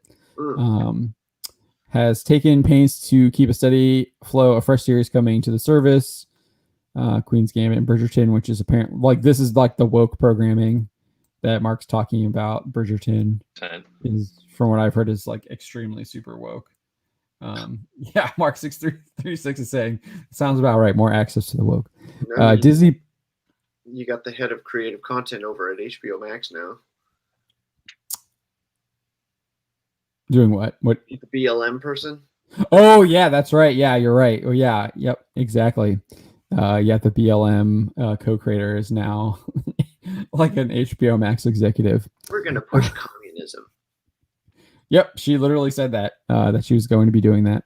So Disney Plus is ramping up its programming schedule with the aim of introducing 100 new titles a year. Really? 100? Really? Wow. I love how all three of us were like, what? That's a lot. I mean, I guess they do have that stuff, but a lot of it's the crappy documentaries that most people aren't watching. Right. Yeah. Like the Marvel 616, which the only purpose to watch that is to see Dan Slott get embarrassed. See the truth about Dan Slott. Yeah. On Friday, the Burbank Company introduced WandaVision, a clever clever. It's not clever. Like, how do they? Why are they describing it as clever? Like, how do you know? That's totally like they're using Disney's marketing in the article. I mean, there's moments of wittiness, but it's not overall. Okay. There's fun. Like, I wouldn't. There's situational humor, and then there's the pun humor. Like, that's what it's got, and and then there's like a creeping dread. Yeah. In like 5-second intervals. So AT&T's Warner Media sought to boost HBO Max by moving its 2021 film select to the service for no extra charge. Executives recognize the fickle nature of the audience. Ann Sarnoff, chair of Warner Media and Network, said last week at the Consumer Electronics Show that the streaming business forces companies to consider measures of success other than box office and other easily understandable metrics such as ratings. This doesn't make any sense to me. Like, in the streaming world, it is a completely different set of criteria, she said in her Wednesday keynote interview with MediaLink. This is what I'm talking about. These people don't care about profit, right?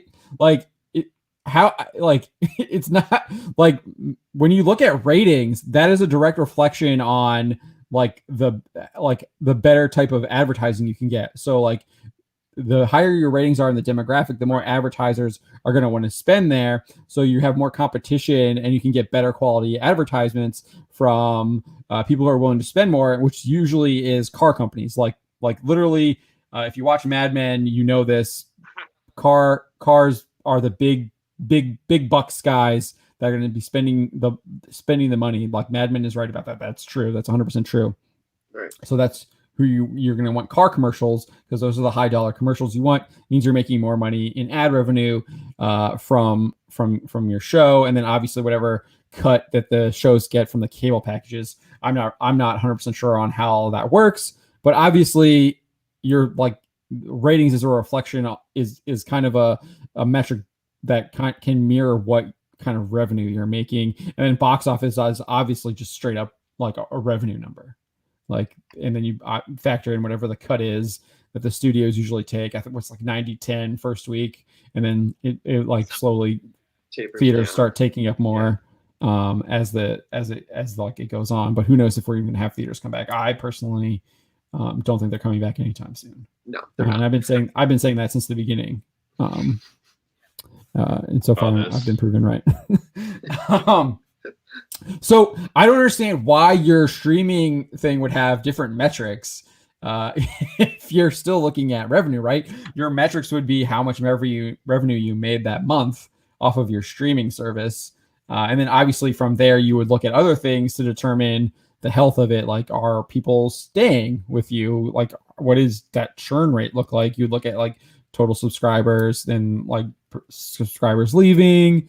And then you'd obviously look at what content is performing the best on the streaming service. What are people watching? How long are they watching it for? To determine whether or not. Yeah, I do. Yes, I look at all that stuff too. But like your bottom, So the bottom line is, you look at revenue though. That's the bottom line is that revenue is what really matters. So in the streaming world, it's completely different. It does that still the bottom line is revenue. And for them to say it's a different set of criteria is just kind of weird. And I think that proves my point that these people don't care about profit or revenue. They look at different metrics like, how are we influencing people? Are we seeing a shift in this target demographic towards a different way of thinking or something like that? Or wait, is this the one where they measure by like Twitter hashtags and then social media? I would not be surprised if you see that our certain type, our audience is engaging in a certain type of politics that we want them to, or something like that. I would not be surprised if they look at that. I would not be surprised. Westcott predicts companies will increasingly try to improve users' experience on their apps in 2021 by improving the use of data and recommendation technology. So, I mean, we already know. Yes, well, we know what did Bob Chapek say during the Investor Day meeting? He said we will be creating programming based off of algorithms. He said that. That's what he said. Streamers have far greater access to their customers' preferences than traditional TV channels, which also should help them improve how they target advertising if that's part of their business. So Disney obviously is in the advertisement game, for sure. So you'll see that. I think they'll be able to figure out who you are based off your profile, and they'll probably buy Facebook data, match you to that, and then be able to target ads to you. We see that you're watching a lot of Winnie the Pooh. Let's try and sell you some Winnie the Pooh stuff. Yeah, that's totally a Google thing. Yeah. Google anything, and then all of a sudden, everything that's Google related, you'll see a bunch of ads for.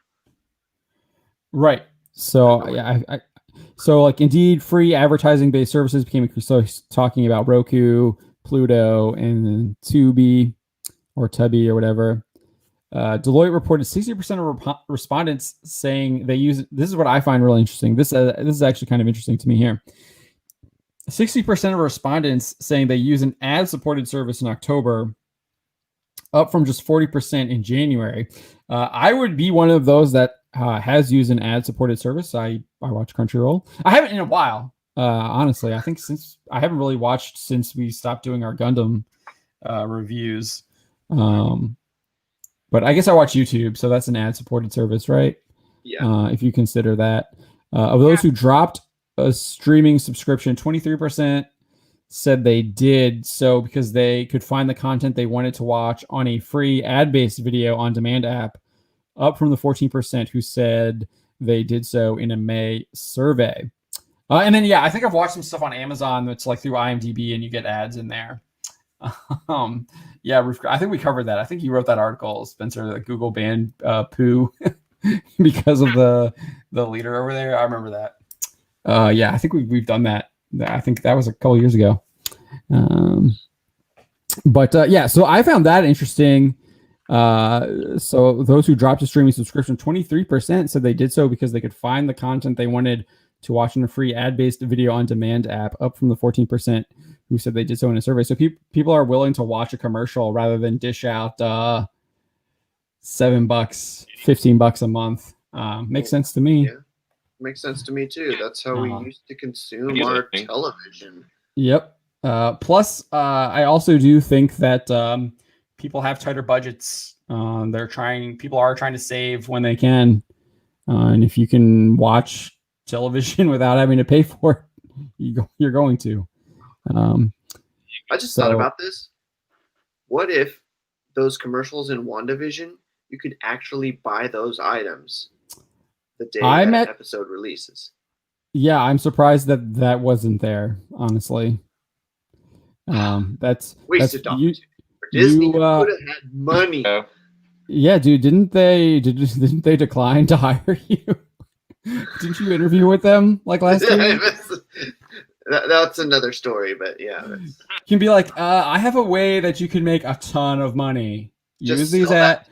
Literally start putting ads in your shows that are part of your show, and then sell the products in the ads. I knew a guy. I went to college with him. He's a Saudi Arabian TV star over there, but he also came up with the idea to put advertising on the doors of grocery stores like that open, and so he said, like, put your ads here, and he made a ton of money selling that ad space on a grocery store door. So having the grocery stores sell an ad space, so like you get like Coca-Cola buying that ad space when you walk into the grocery store. It's a similar concept. The one thing consumers have told us over and over is, I won't pay more than I used to pay for linear television. Yes, I think that's true. Dude, those linear television cable bills are huge. It's like $100 a month. Yeah.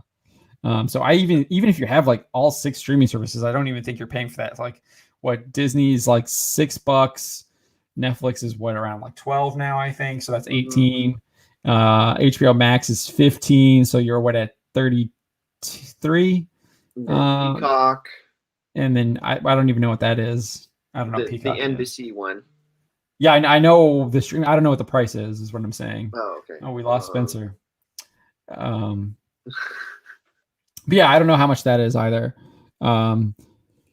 But so the article concludes by this guy saying, Westcott saying, people are finding that ad-supported platforms have good content. Yeah, shocking. I think a lot of people have switched over to YouTube, and I think a lot of people are watching YouTube. Spencer's back. I think people are watching YouTube over a lot of these shows. I mean, no one's watching Batwoman. People are tuning out. Things like Cobra Kai. Yeah, it's like certain shows they'll spend their time. Yeah, but no one was watching it on YouTube. Now. Which I think does show. I didn't watch it on YouTube. I didn't really really learn about it. And then I watched it on Netflix, and it was like, it's huge on Netflix now. So I think it's like in their top 10. Like for the past month, it's been on their like top 10 list. So people are figuring that one out. But yeah, they'll watch certain shows. And I think a lot of it has to do with word of mouth, honestly. It's like, oh, people are like, Cobra Kai is great.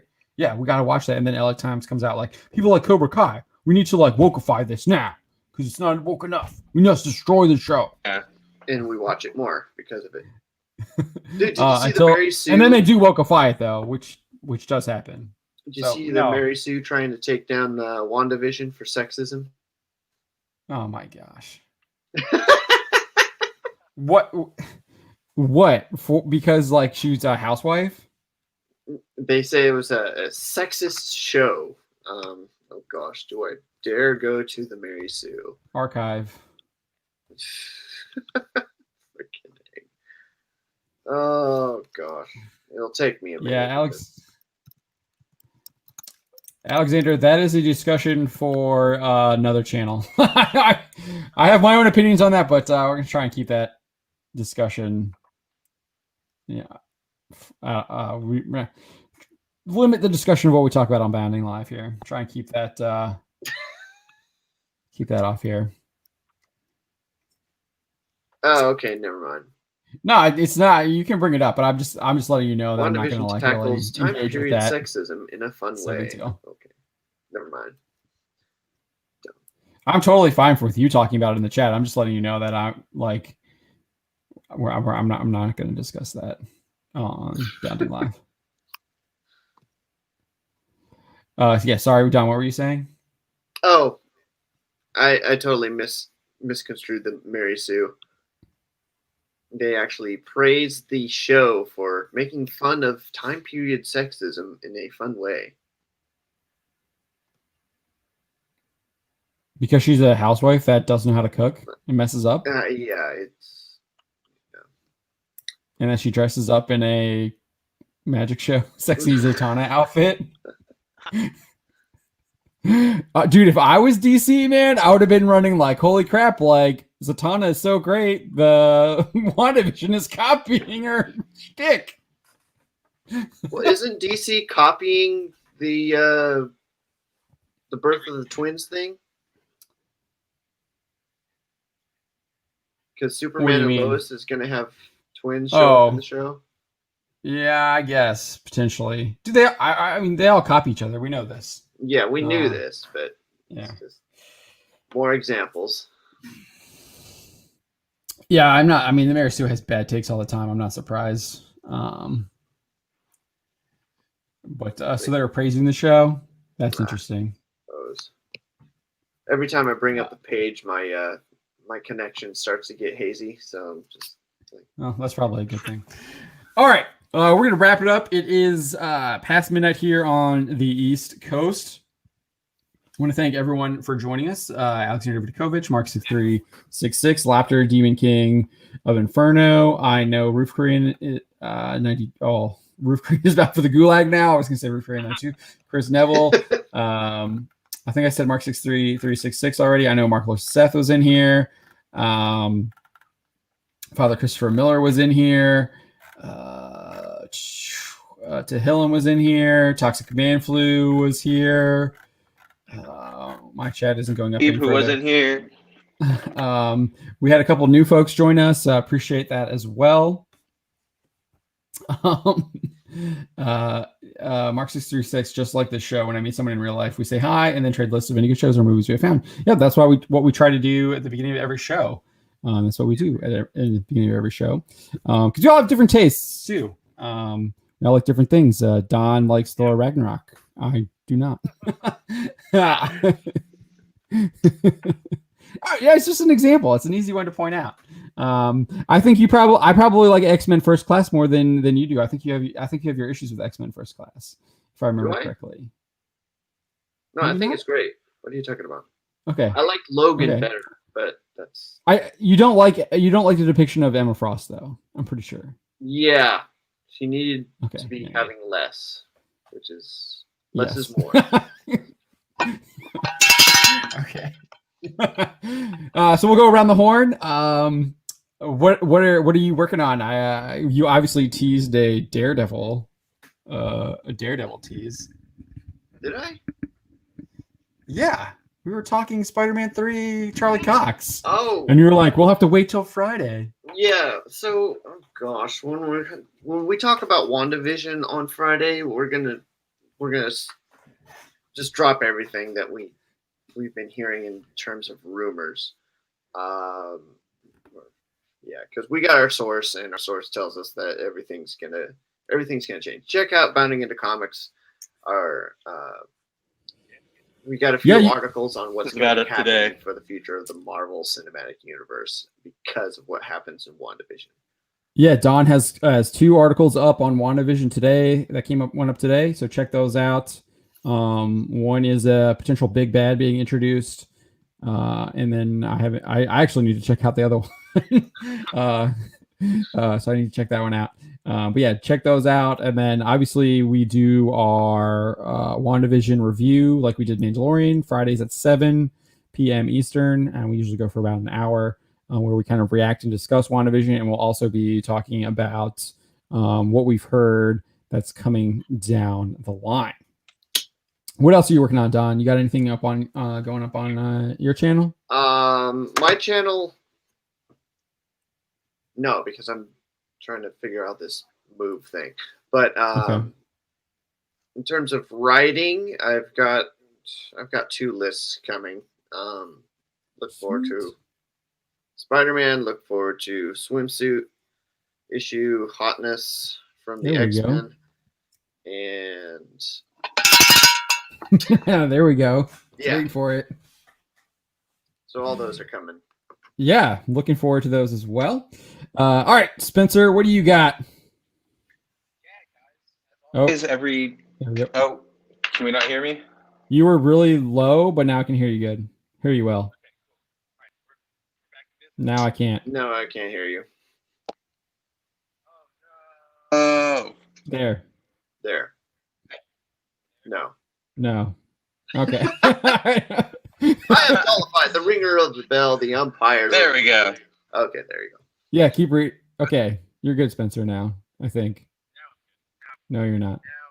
No, the counsel of reason, as best I can be unbiased. What? I think if you just keep talking, because like you're low when you first start off, and then you get normal. Okay, cool. That's how it is. The issue with my headphones irons out by the time this reaches you all. As always, every Wednesday, thanks for hanging out with us, guys. It's always a lot of fun to talk to you all. As always, you can check me out on Twitter at Kabuto Writer Mav. You can also check me out daily on Bounding Into Comics. Right now, of course, aside from our regular news articles, I've got a really cool list coming up that I've talked about the past couple weeks, suggested by Roof Korean, the 10 best anime to get into if you've never done anything with the genre before, and a review for something that I can't talk about yet because there's embargo, but really excited to get that to you guys, and I hope y'all will check it out. Yes, I'm looking forward to that review as well because I know what it is. I think at least I have I think that's the one you told me. No, you absolutely know it. You absolutely know what it is. Yeah, I don't. What the hell? Well, he'll tell you in the chat. Okay, yeah. Private chat. Yeah. So again, WandaVision review at 7 Eastern. Review. I guess reaction. I like reaction and discussion rather than review. I guess we kind of review it too. 7 Eastern, and then we'll also have our rumors about what's going to be happening in that show, and then obviously our own speculation. We'll have articles up tomorrow. I think I'm going to be looking at. I got some things up here. I do want to do some more Genshin Impact stuff, so I got a Genshin Impact rumor about what's coming up in the next update. We got some news about the boys. We got an Iceman rumor. And there's a couple other rumors. I'm not sure if I'm going to get to all these. There's a bunch of Marvel rumors that I'm looking at here. So I might. We'll see if I get to those or not. Mikey Sutton stuff, right? Yeah, there's a couple Mikey Sutton stuff. The Iceman is from Mikey, but there's also like a Michael Fassbender one. That's not so. There's a bunch. No, I did not, Alexander. I did not get Ganyu. I was gonna try and pull. I'm close to having 1600 Primo gems, so I might pull one more, but I might hold off because the next person I think might be better. So, and I might just like save up for those. We'll see. But I do need a better ice person. I did. Oh my gosh, dude! I watched this guy. I watched a video of this guy pull like freaking 5. No, he pulled 4 5-stars and a Bennett in one pull. He got 2 Ganyus, 2 Monas, and a Bennett in one pull. And I was just like, are you kidding me? But anyways, I'm gonna close it with that. So you sound like a freaking Pokemon collector talking about Charizards they're pulling. That's what it is, dude. It's a gacha game. That's what you do. Prepared to make his offering to the gacha gods. Yeah. So thank you all for joining us, and we got some cool stuff coming up on the website, and I think we'll see if I do that superhero fight list, because I think that could be fun too. All right, have a great night, guys, and we will see you Friday, and if not, we will be back Wednesday at 9 p.m. Eastern for Bounding Live. Peace.